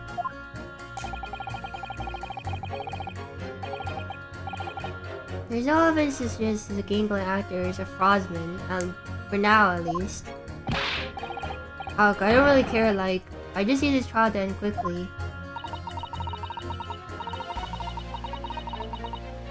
3 hours of missing time is nothing when you reach my age, you know? Nothing at all. These are not arguments.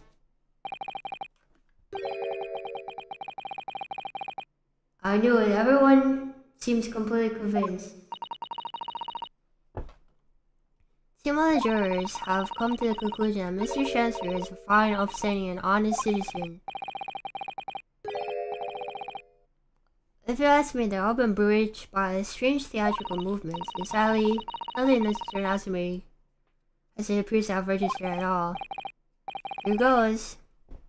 Let's not forget, I've played with the jury on Suzuki-san's perhaps before it worked, so you never know. Where will you begin? It might be a good idea to remind you exactly how submission exam works, Mr. Naruto. Oh, well. Still very new to British law, after all. It's true, I suppose, and Suzuki-san's fate is probably in my hands, too. So as a chance I might have forgotten some crucial detail, perhaps I should hear Susato-san out. I wonder, should I let her talk me through it again, or not bother? No need. Thank you for the kind offer, Mr. Sato, but I've been through plenty of these summation examinations already now. Because before we don't delay the start any longer than necessary. Of course, I understand. Quite sure you're right. Leave it right at the end, or you can turn to me for advice whenever you like. I'll be here for you. Key to this is really listen to each juror's statement. Finding two that clinches victory and putting the jurors against each other.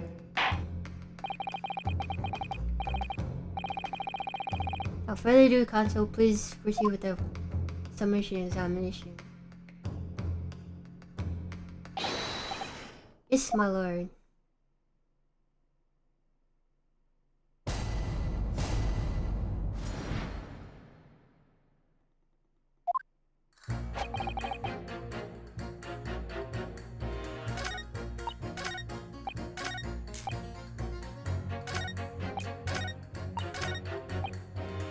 Hold it! Keep talking about needing to take home some money. What's that about, sir?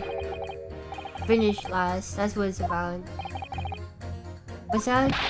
Talking about the derby at Hyde Park, aren't I? It was the Queen's Cup last week, wasn't it? Queen Victoria's Cup? A derby? Was it a pretty one? It was a dead sir, that's the thing, I couldn't lose. So I took my wife's secret things, like... But then our old hopeless mayor went and did the unthinkable. My stupid finish last. Oh, that I get it, cause it sounds like finish last. Oh dear, it's clear what happened, isn't it? This is the day that Mr. Hughes is up for savings for a trip down to the pub. Come on, let this business light now. Don't just give up. Well, that's not gonna happen. Hold it! What do you really mean by that, sir? Well, I'm not the one to boast, but I get up at 5 every morning and do. 5? You're really riser then, aren't you? Huh? What's that now? I said you're an early riser. Oh well, I wouldn't say that. I mean, I like to while hours in the evening reading books as well. By 2 in the morning, I'm usually too tired to go on. Sleeps at 2 in the morning, gets up at 5. Oh my, that means you only has 3 hours of sleep each night? Huh? What's that, my dear? Only 3 hours of sleep each night? That's right, you see. 3 hours of missing time. Like I said, it's not much, is it? This really isn't something. This is something to... Okay, I probably don't need to read this.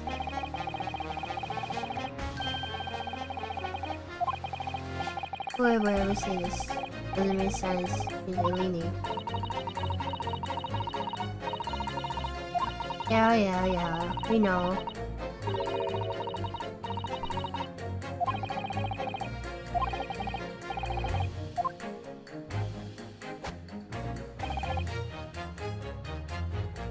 No moments, we have no reason to doubt.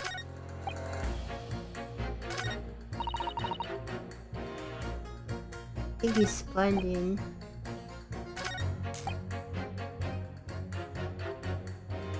England actors are fraudulent. A fraudman? What do you mean by that, madam?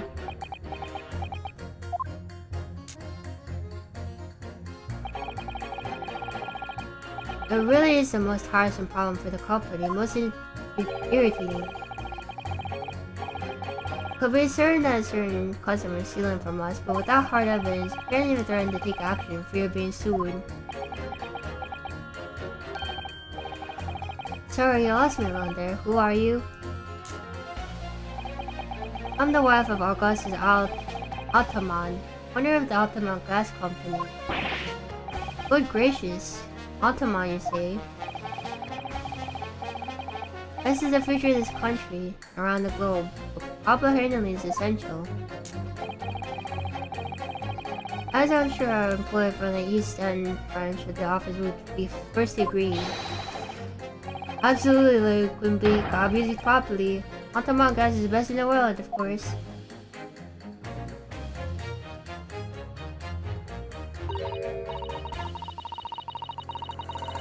I think we might solve the mystery of the battle from earlier, Mr. Naruto. He bowed in deference to his employer's wife, did he? So, what have been ransoming? The reason Mr. Meterman was watching that Mr. Chancellor was up to his room. Why is it so late that the population in Easttown will go in order to steal our gas? No choice when the company identifies someone as a fraudster. Dispatch a worker to watch this suspect day and night. We're very thorough in our investigations. See, we Mr. Shakespeare. I wouldn't come out and see it in public. But you can finish that sentence with a grubby little gas thief. There's a public gallery in here, have you? The eye of man hath not heard, the ear of man hath not seen. Faith wouldst thou allow me in thy words, were I to let them penetrate the skin.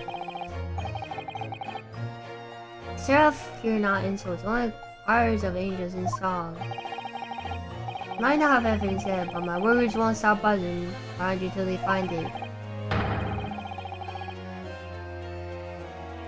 Well, if we find it, we'll get yourself blasted back to your angelic heights in the ultimate gas explosion.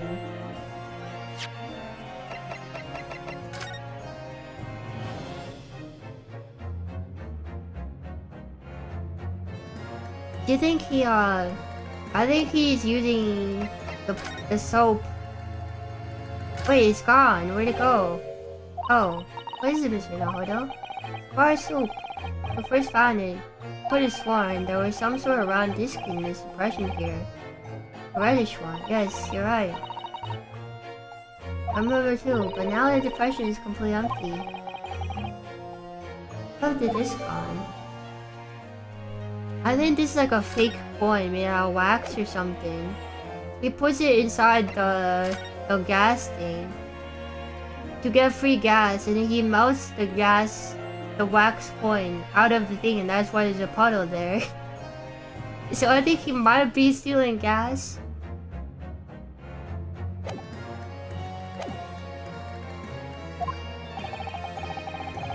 So Mr. Shakespeare is stealing gas.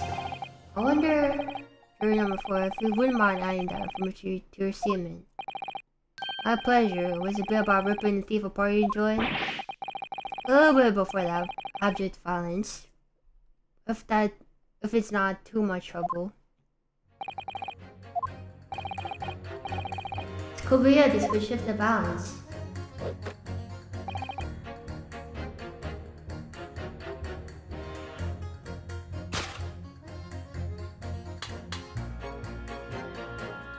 Objection!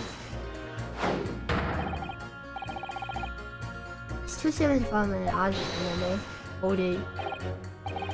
Wait, is that not it? He said he's an honest man.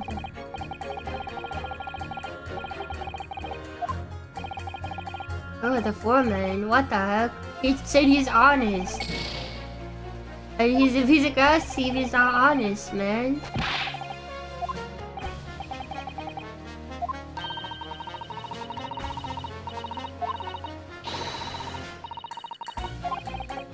What are the things he said?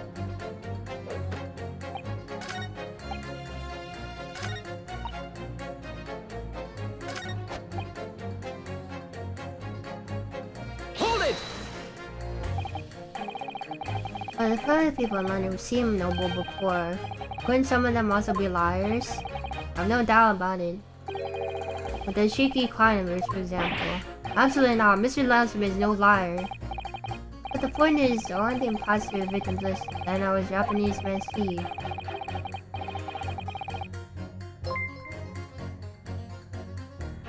Hello, casual commander, welcome. Oh, thank you for your membership again. Oh, it was your birthday yesterday. Happy birthday. Happy belated birthday.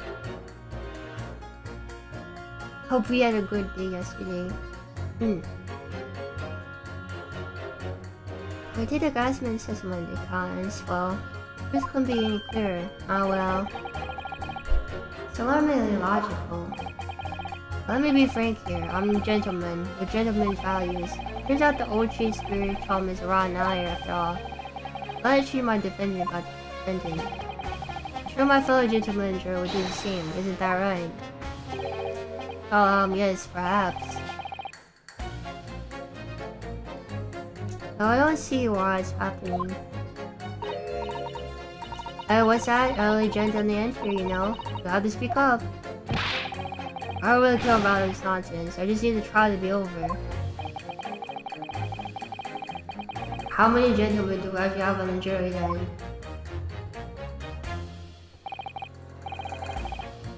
Alright, sir, I might hold you to that. Don't forget what you said.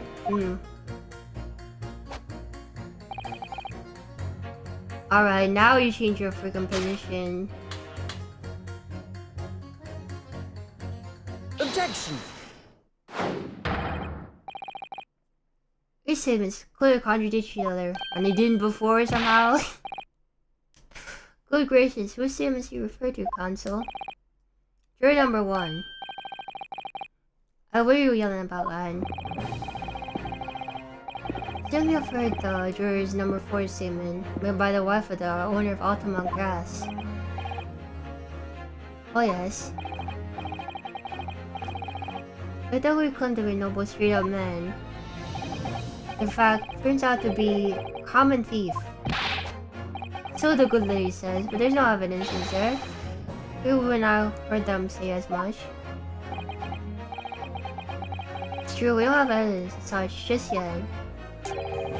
Claims are baseless, you know. What? You heard me, seeing as operations have been compromised.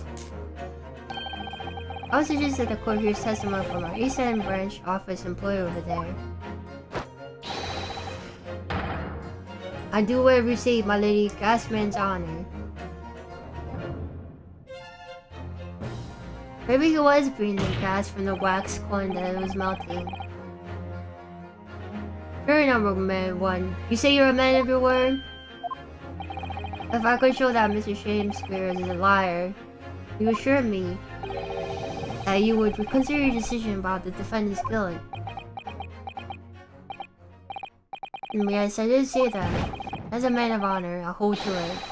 Sure, the other gentlemen of the jury will. Me? Oh, well, yes. I haven't found out the man's liar. Perhaps we have to reconsider the matter further. Well, if I'm perfectly honest, I haven't heard half of what you said. You've all been saying. So if this video would cap a few points, then that would sue me to the ground. Oh no, I'm not having any part of this. I want to try to be done and over with. Okay, so I shall change my leaning. So, Mr. William Shakespeare, if that even is your real name, we're the jury demand to know exactly what kind of man you really are.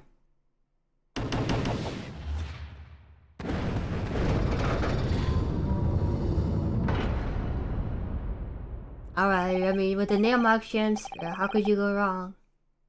4 jurors, 4 for not guilty. Yes, Mr. Harako. Victory.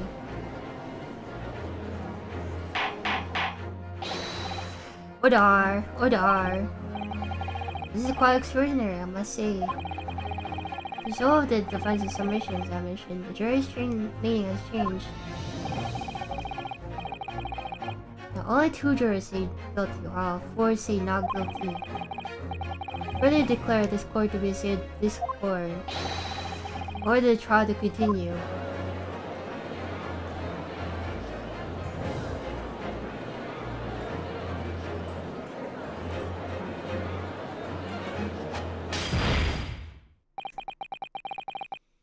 You have spoiled the bouquet, Mr. Shakespeare.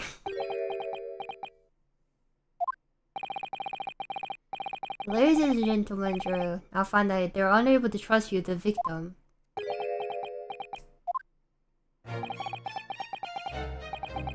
But you guys will give us some faults to make us men. So God mend me. I do swear.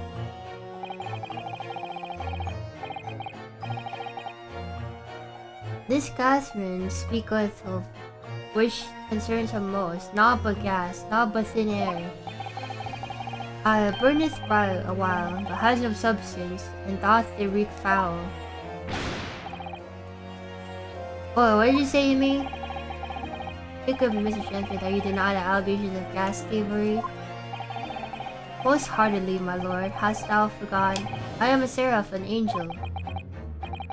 Noble of mind, sweet of nature, and verily honest of heart. Look, you flowery mouth pompous beanpole. Just cause I haven't got evidence yet. Mr. Shams here. The fact you're not of noble mind, sweet of nature, honest of heart, and you are a liar. Your testimony should have no sway in this courtroom.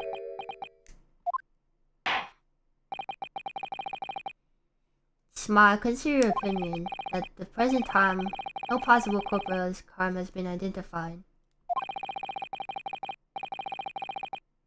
All testimony heard in this court heavily implicates the defendant.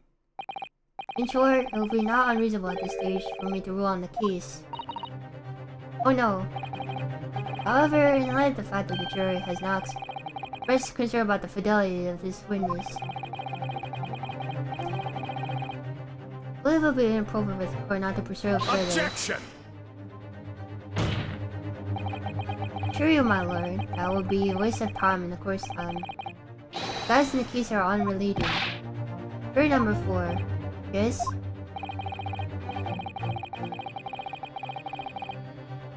Didn't you say that, before that, although you had no hard evidence to prove this man has been stealing gas, no strong cause is suspected? That's right, we do. Don't worry, worker. Absolutely, couldn't be Gasman's honor.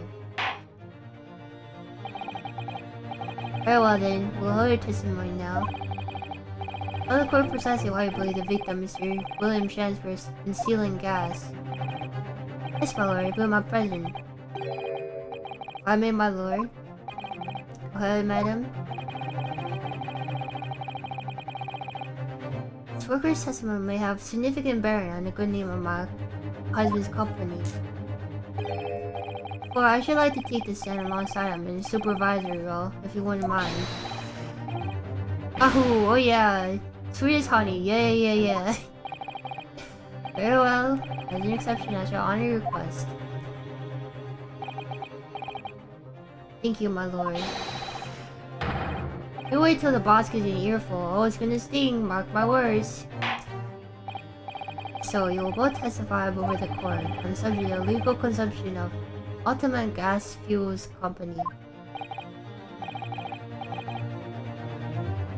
Yes, is that clear, my good man? Clear as ultimate gas, my lady. It's the clearest in the world.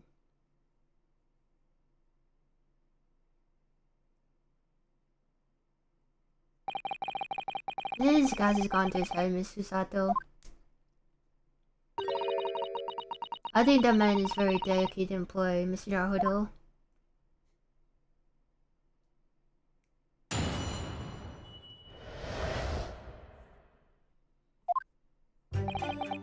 How the Middle Eastern branch investigator meter money collection agent. Ultimate gas was through penny bits, each coin given to customers for about 2 hours of gorgeous gas. Yet the mirror in Mr. Shansford's room didn't have a single coin in it. The mirror doesn't appear to have been tampered with, though. The collection agent has the only key. Somehow he's using all the flaming gas he wants without paying a penny. That's not thieving, what is?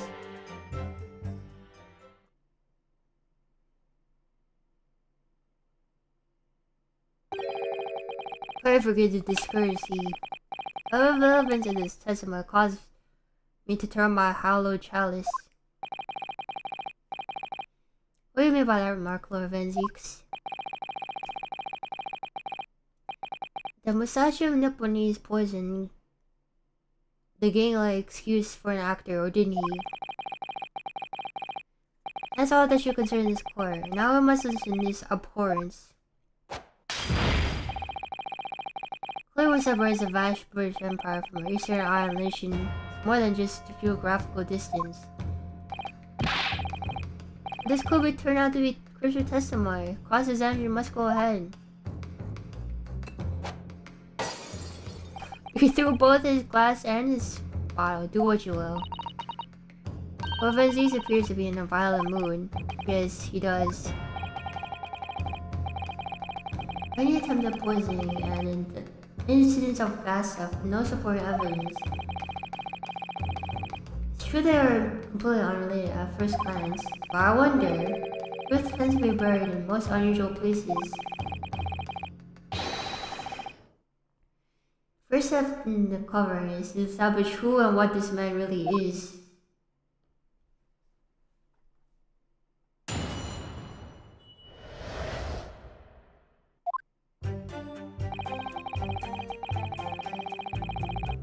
Paladin die has to be pressed. Hold it! Through penny bits. All of London's houses have a gas supply filled with these gas meters, aren't they? They're the latest model, high-up technology, developed by a company, Almond Gas. Anyone who uses their gas will have one of these meters in their property, yes. So if a 3-pence coin goes about 2 hours of gas, most people use about 3 coins a night. A bit more than that usually. They both have gas lights and gas stove, that is. Thinking about it, this is a case that doesn't have a fireplace in the room of necessity.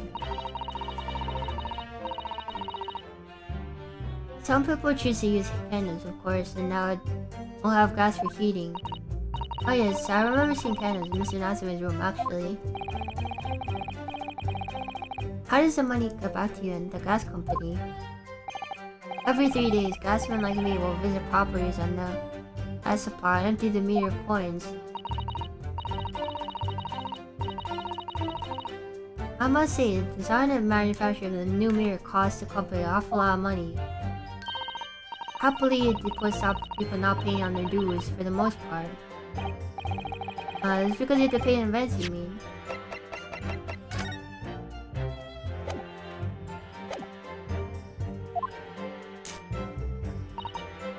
Yes, exactly right.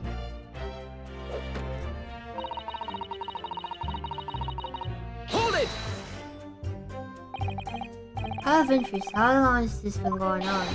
Weeks and weeks. He's been pinching off gas for ages. I'm in the mirror, Mr. Sham's room, I take it. Naturally, got off the wall and went over with a fine-tooth comb. Nothing suspicious at all, I presume. No, I'm afraid we didn't.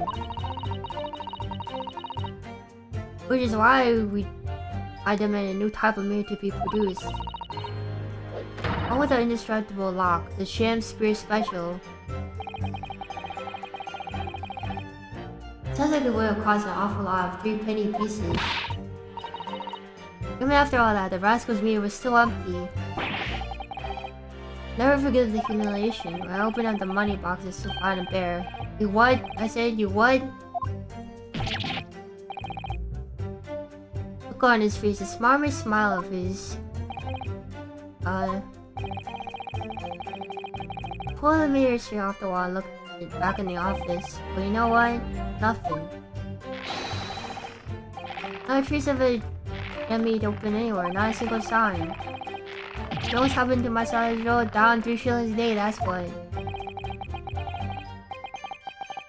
Life-threatening situation in a number of ways. Incidentally, what became of that meter? Nothing became of it, I still got it. Oh. I hear. No wonder they call you the meter man. You'll be clear of the questions I for your trial.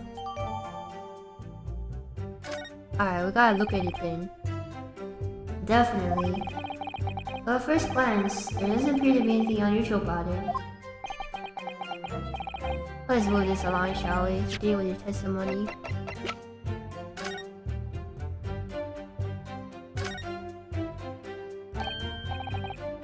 Oh, it's spot something, Mr. Naruto?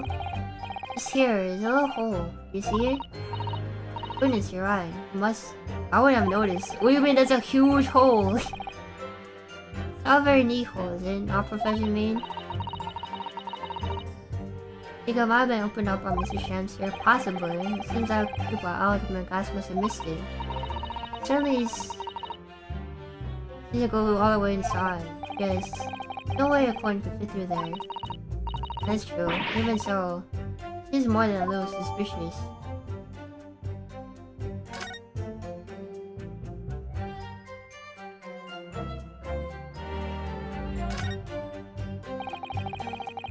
A very serious looking padlock, isn't it? My box is sealed with beeswax too. So if Sholmes was getting into mischief, you'll find out immediately. Listen now, Hodo, mischief with that kind is not the sort of thing that Mr. Sholmes would... You know you didn't finish that sentence, did you? Well, anyway, understandable the gas company wouldn't want to safeguard the money that's rightfully theirs. Perhaps a bit too over the top, doesn't it?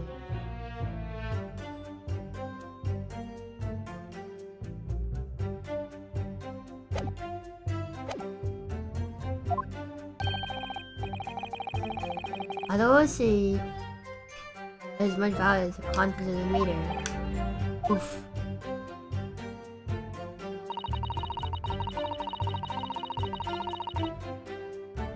I have news for you. It's been tampered with. Objection! Lady Altama, I'm afraid to say that the mirror clearly does show signs of being tampered with. What? Get away! I've been over and over that thing. No, there's nothing wrong with it. In that case, what do you have to say about this small hole that's been made at the bottom of the coin box? Oh, what? Right, quite right, there is a little hole there. Mirrors aren't supposed to have that, none of the others do. In other words, we can assume that Mr. Shanks was secretly opened up this hole himself. So I wouldn't be surprised at all. But why? Now why? I mean, it's tiny. Couldn't get a farthing through there. Lady Altamont, wonder if you could give the course some more details about your meter design. What sort of details? Well, what I want to know is how it differentiates coins. How does the mirror tell the difference between coins? What do you mean? Say for example, if someone were to put 1 penny coin in, that wouldn't probably work presumably, would it? Of course not. So how does the meter know the coin is fed through the through penny bin? See what you're getting at now.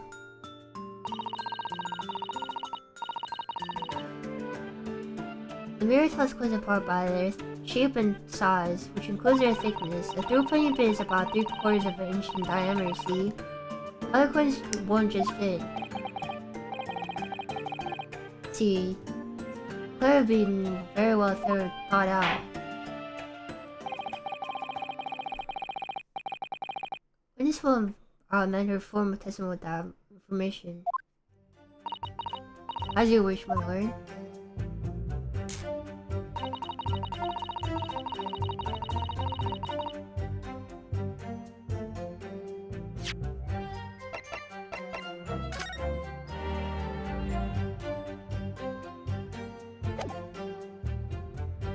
Is it the soap? Do I just present the soap? Objection! I guess not. Whatever. I guess I have to press the statement or something. I should have probably tried pressing it.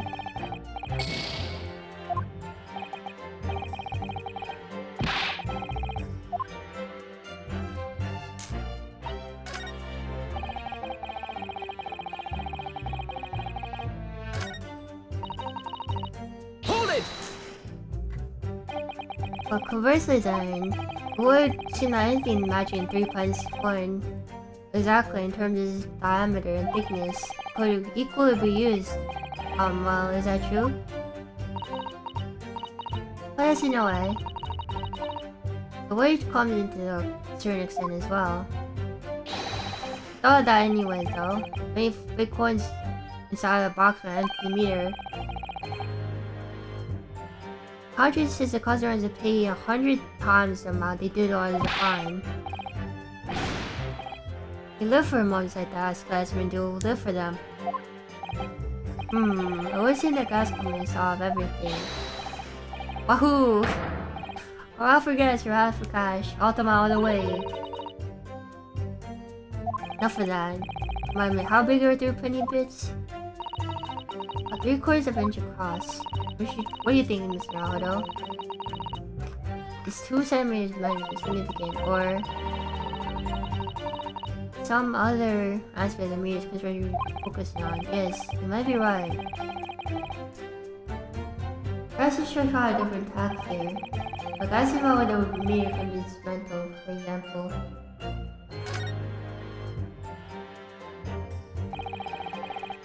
How can the meter be dismantled? Because given that there are no signs of how being forced.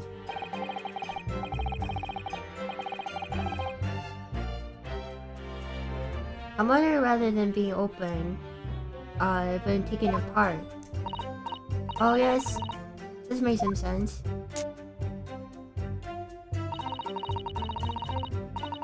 Pallets are made by first-class locksmith with the finest quality steel. The mirror itself is made by police steel as well. All this shows so it can't be opened again. In theory, it's quite impossible to dismantle it. Ahoo, yeah, nothing leaves for an ultimate meter. No coins, no gas, no nothing. I see. Witness will amend a formal testimony with that information. This is pertinent. As you wish, my lord.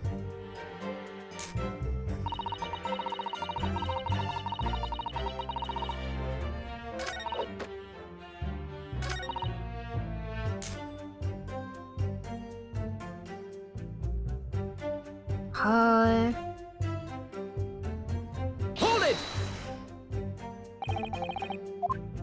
So they tried. Oh yeah, they've tried. They've both given up for long. If they actually broke the mirror, the company will be able to take legal action. Yes, that makes sense. What do you think, Mr. Harako? Is the world still considered significant? Perhaps do something other aspect.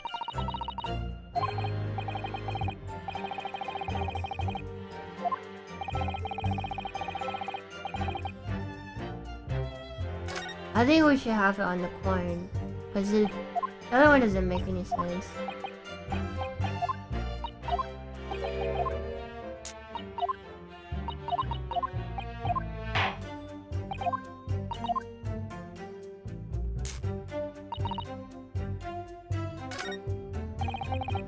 Hold it! How do you know he's been using the gas though? Well now, since I started investigating this book, I've been in this room more than a few times. Every single occasion, the lamps have been blazing and the stove pounding. In the middle of winter, he still turns to me, sweat dripping down his cheeks. He says,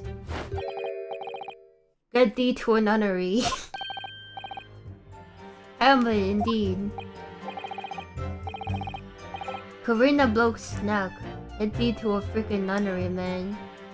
Haha in the color, but still. Every time I open up the flaming mirror, it's empty. Robbing me of my salary, too. What's wrong with the world? Where's the justice? How come Mr. Shansbury was stealing the money? I don't understand. Simple expansion right before your eyes. What? A toast to eventually realizing this gas man could be accomplice. You what? Good lord. I'm really plausible. Well, what have you to say for yourself? Oh please, Quimba, I'm a faithful worker, and besides... Minus Glassman Clark doesn't tally how much gas has been used. You talk are paid by the same amount. If you steal money only to have the same amount taken for your wages, clearly makes no sense. Perhaps it's a case of losing the battle to win the war. Oh no, I'm not gonna start the horse guys. If I were stealing for a company, I'll be finished. Since there is no evidence to support the claims of theory made against the victim, Because Mr. Shamster is innocent. Try to forgive me if that shower's illusion of my northern Nipponese friend was clear under. Ugh.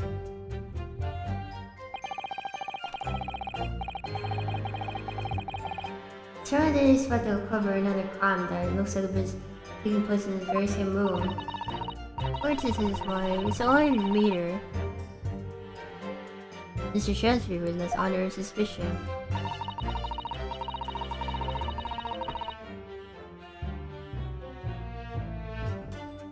That scene though has no nothing to do with this is involving Mr. Natsume.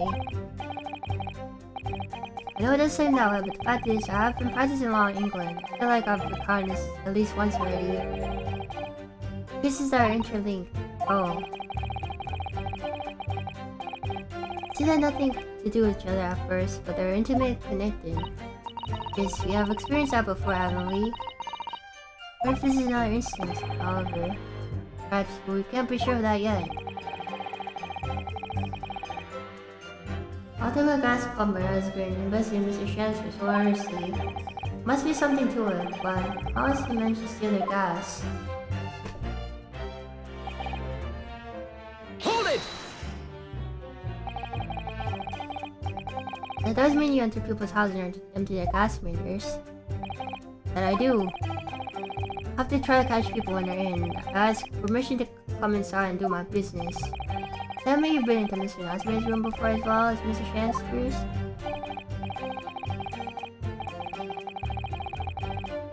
Oh, now interesting that you should bring that up, because I couldn't believe how little money there was in this meter. How the pair of them survived the winter is beyond me, it is. Knowing Mr. Natsume, he probably spends all his gas money on books. So he's ready for books, he probably burns them for warmth. Highly reiterate your statement about the gas men themselves, Mr. Layman. I'm not as much to say, but as you wish.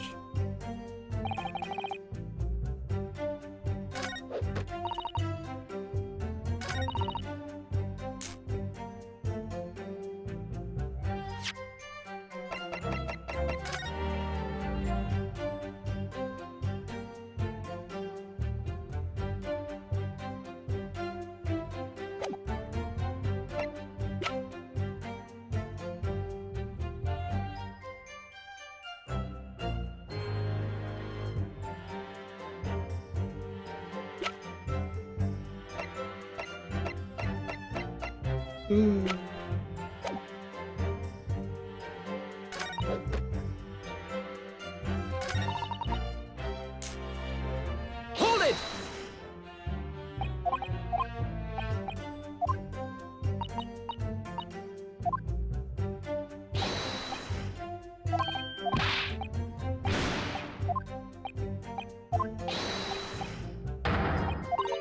Oh no.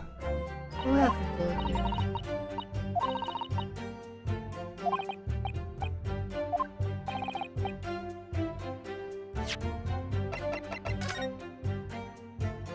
Oh, maybe they're examining again. Oh, but this bar is so circular depression on this side, about 2 centimeters across. 3/4 of an inch. Ah, do you think? They'll find this open soon, didn't we? Yes, there were 2 bars on the little edge just outside the window. We took this one. Sure, when we first found it, there's some sort of reddish medallion in the rail there. I remember it clearly. There's no sign of it now. Could have gone.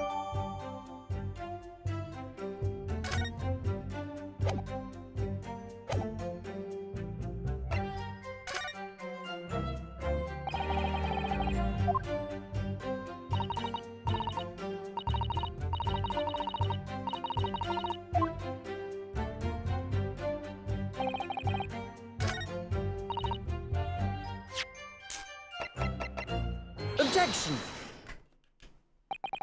Let me just confirm something here. The diameter thickness were to be correct. Here we'll accept any object as if it was a threepenny bid. Is that correct? Yes, that's correct. It seemed something a coincidence while we were investigating Mr. Shamster's room.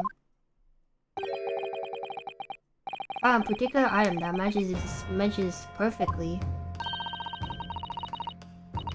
Something the same as the size of the threepenny bit, or was it? I have a question. Is this... What? Have you been inhaling gas? Is a bar of soap? Sure looks nothing like a threepenny bit, I must admit. It's like I'm going to point exactly what I mean here.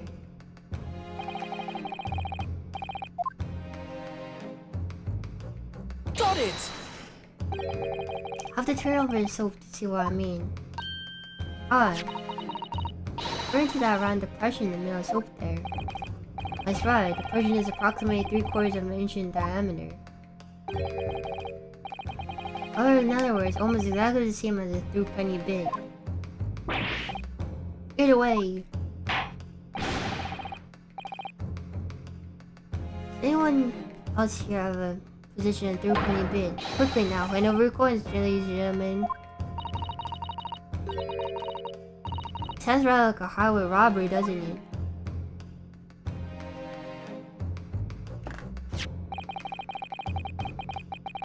They see a crowd member in the public in the gallery. I have a threepenny bit. Let's see if it fits.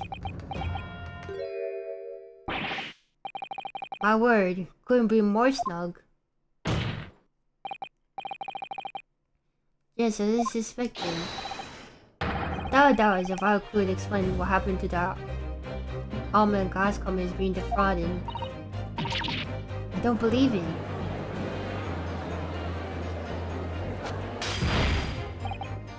So, your sister must have won.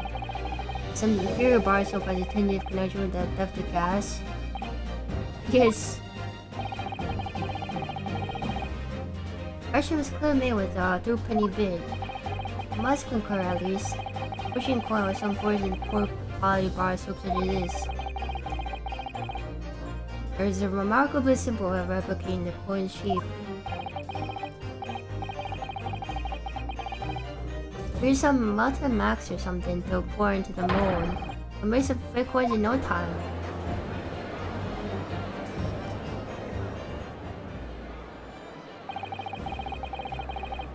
Let's bring all the pieces of the puzzle together. It's a method that Mr. Transfer using to steal the gas. It's a missing link. Now if I follow the chain of thought, it's going to bring me to a new explanation for what happened. No one's considered yet. It's all nonsense. The man has been making fake coins. My worker with your way of finding them when he emptied the meter. How true, Lady Altamont. How does this black magic would make them appear? Oh, he knows. I see. That's what we're dealing with, is it? It's one form of black magic that could make the fake coins disappear into thin air, yes? Exactly. Mirror here gives it away. What on earth? I ran into the magical method used visible on the gas meter, taken for the victim's room. It's your searching console. The fence will... Okay, there's a hole on the bottom.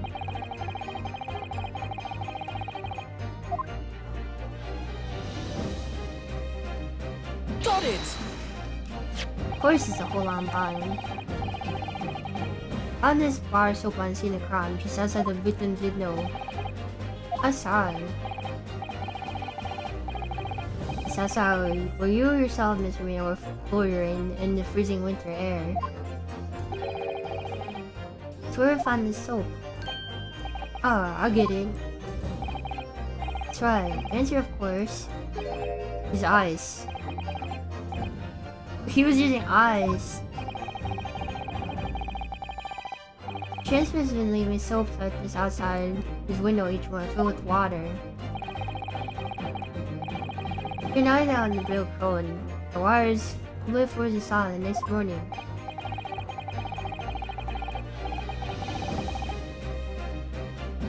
That's why he takes his fake coins of ice and feeds them into his gas mirror, giving them a light and warmth in spades. Oh my god, he wasn't using wax, he was using the tea! He was using the tea from the bar from Mr. Natsume. That's why it was brown. He was freezing the tea into water, into coins. As his room becomes very comfortably warm, ice inside the box melts, turning back into water. It draining harmlessly through the little hole made in the underside of this meter. So without leaving any evidence of his wrongdoing, this man has been spitting ultimate gas.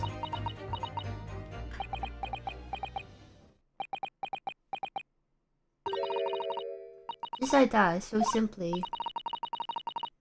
Is he trying to make us look like idiots? He's been fooling us with some bars of soap and some water. That's right, madam.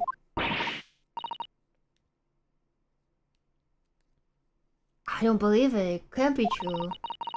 Any idea how much money was spent to develop that new meter?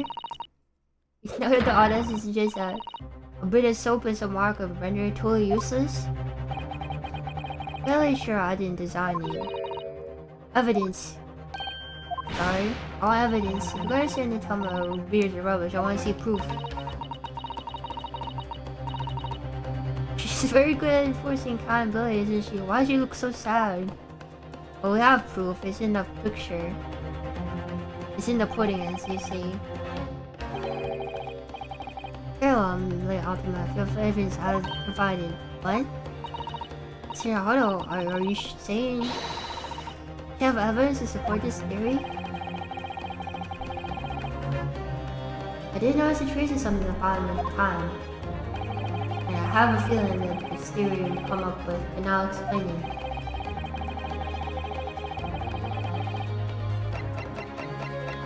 Take that! This is a photograph of the scene at which point the victim was discovered, taken by Inspector Gregson. Police shows the remnants of the crime carried out by Mr. Shakespeare. What remnants? Pot of water right there. Here you can see the gas mirror in the wall in Mr. Shakespeare's room. Closely look at the floorboards underneath the meter. Well, what is that? Some kind of grubby stain? Almost certainly it's a water stain resulting from liquid drained out from the hole in the meter. Ah.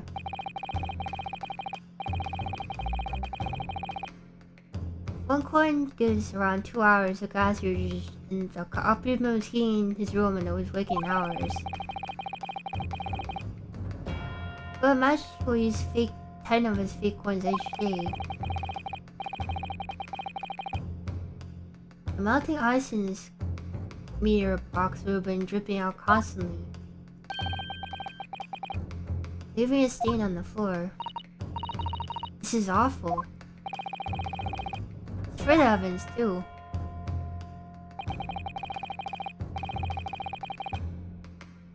Mr. Shamsford is slumped over his table, apparently have consumed strychnine.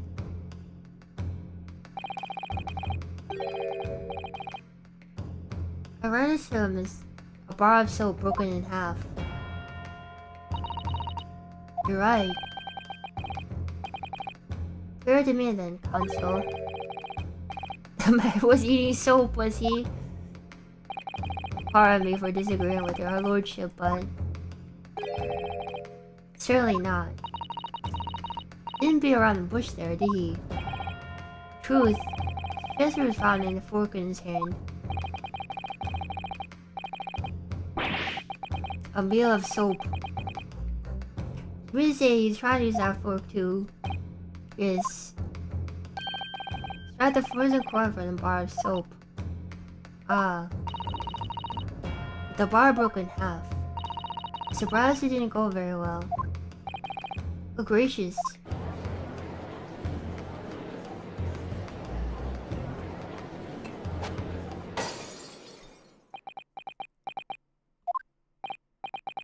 Laura Van Zeeks? I was around with my hand up in despair. I happened to catch my hollowed bottle on the way. Pray forgive my maladroit mistake. What's the meaning of this, Council?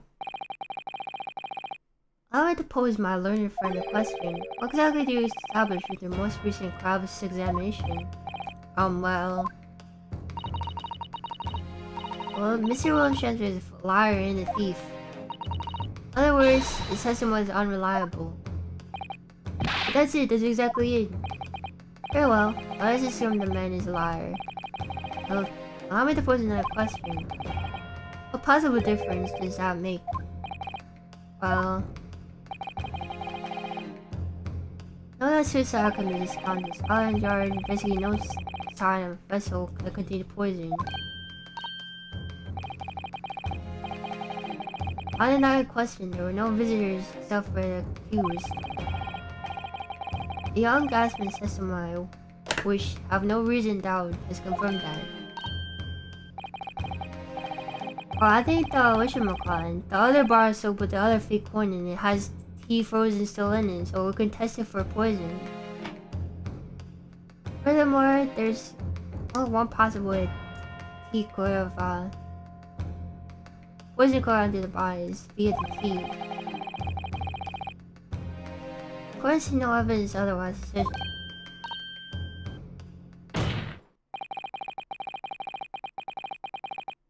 Even if William Shakespeare is a liar claimed him to be, facts have been objectively established. There's no escaping it. Well, in light of these facts, prosecution calls for immediate adjudication. You what?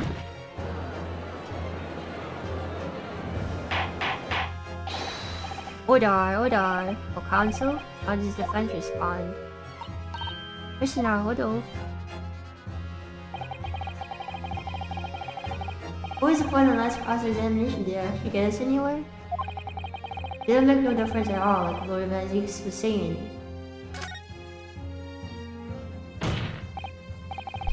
Oh, this isn't over. The defense will not rest. What? Counsel, you've successfully explained everything. Identified and substantiated the unscrupulous method used by Mr. Shansford to consume gas. Was there more to discuss? Lord Van Zeeks has highlighted 3 facts in order to make his point. Contrary to what he would have the court to believe, none of them have been established at all. What are you trying to say, my Nipponese friend? This one is fast assumption made due to the lack of evidence.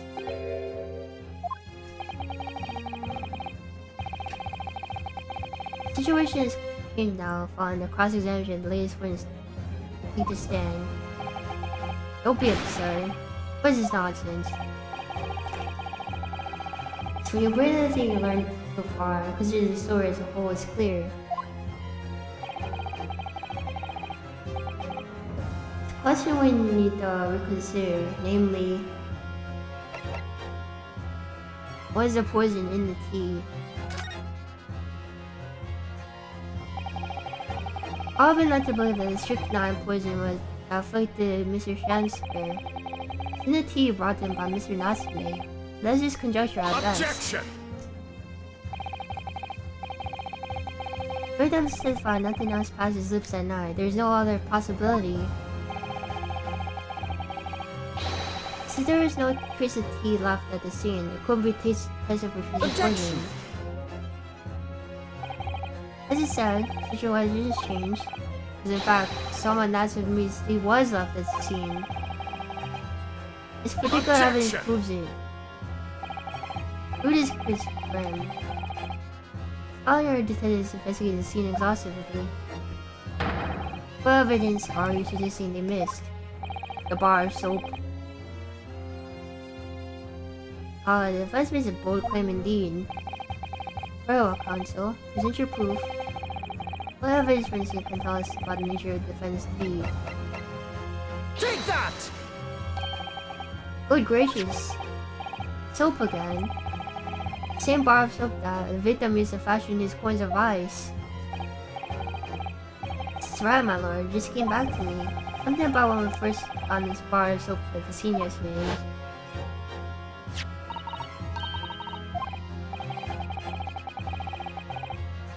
had that corn-shaped thing, right? There was actually a frozen corn in each bar.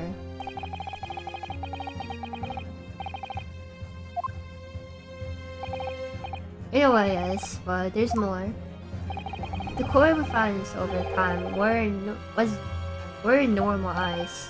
There was something strange about them, I mean. Exactly, something very obviously strange. They were red.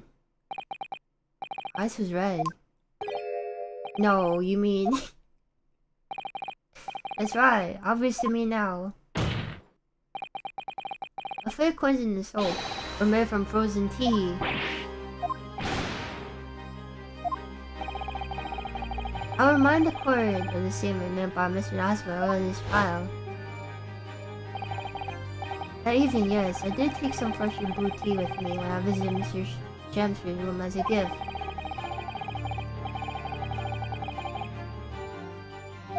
Yeah.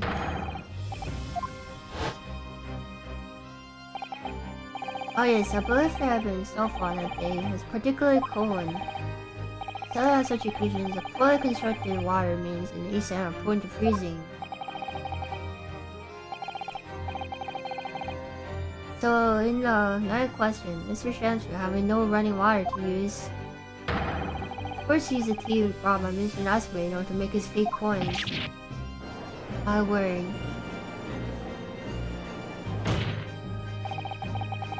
Who buys this up on the window ledge in my judicial assistant and I investigated the scene.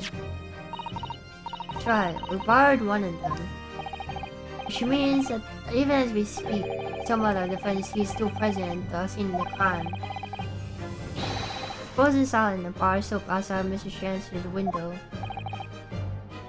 Extraordinary. Earlier today, Webster informed the court. Even if one of the drop tea remained, Scotland Yard will be able to analyze it for poison. As such, we're not in a position to prove or disprove what has been a mere conjecture. Find out for sure whether or not Mr. Nasper's tea actually contains strychnine at all. Argues the mug in the police. My lord, I cannot do to defend the injustice of passing judgment now. This should be dispatched to cover the remaining bar of soap from the scene at once. The defense requests a thorough analysis of the frozen tea embedded in it to determine whether or not it contains any poison.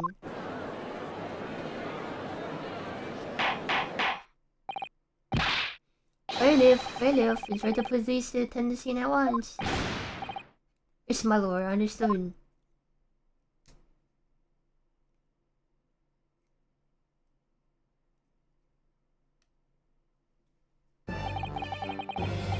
See no choice to suspend these proceedings for the time being. Press you have no objection, Lord Van Zeeks. None, my lord. Scotland Yard will cover the tea from the scene and clear out the requisite teeth immediately. I will resume at the same time tomorrow. Prosecution and defense will conduct further investigations as appropriate in the interim. Yes, my lord. Wait, this is a 2-day case?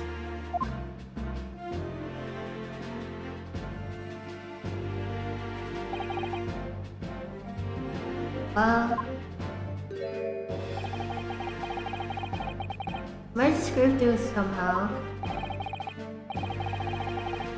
Thank you, Conso. Support is adjourned until tomorrow.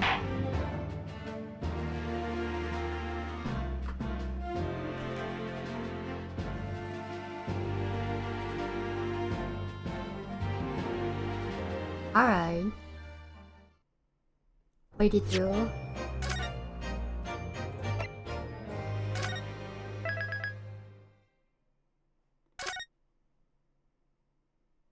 We will be cutting off there though.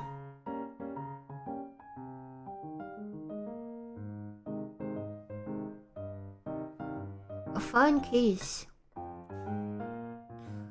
I like when you figure out what happened and you're like, oh, that's what happened.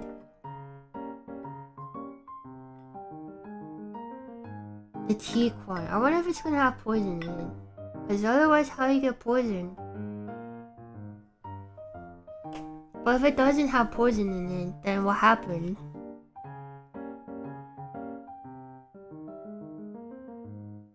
I don't know.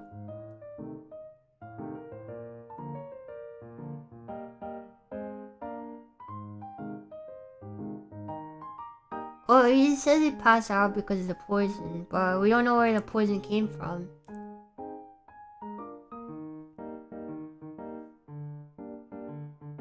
Yeah, maybe the gas was leaking or something. I don't know.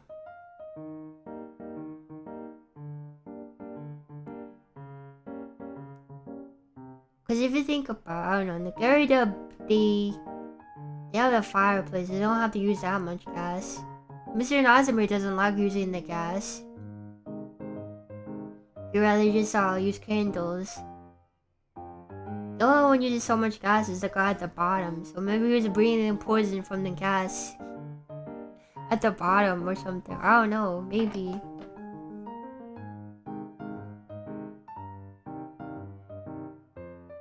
Not to think about. Huh?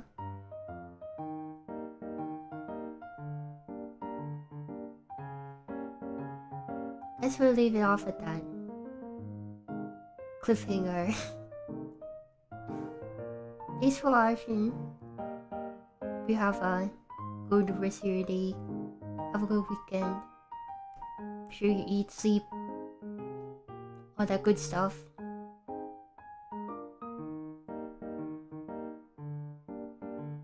It's a lot of fun, right?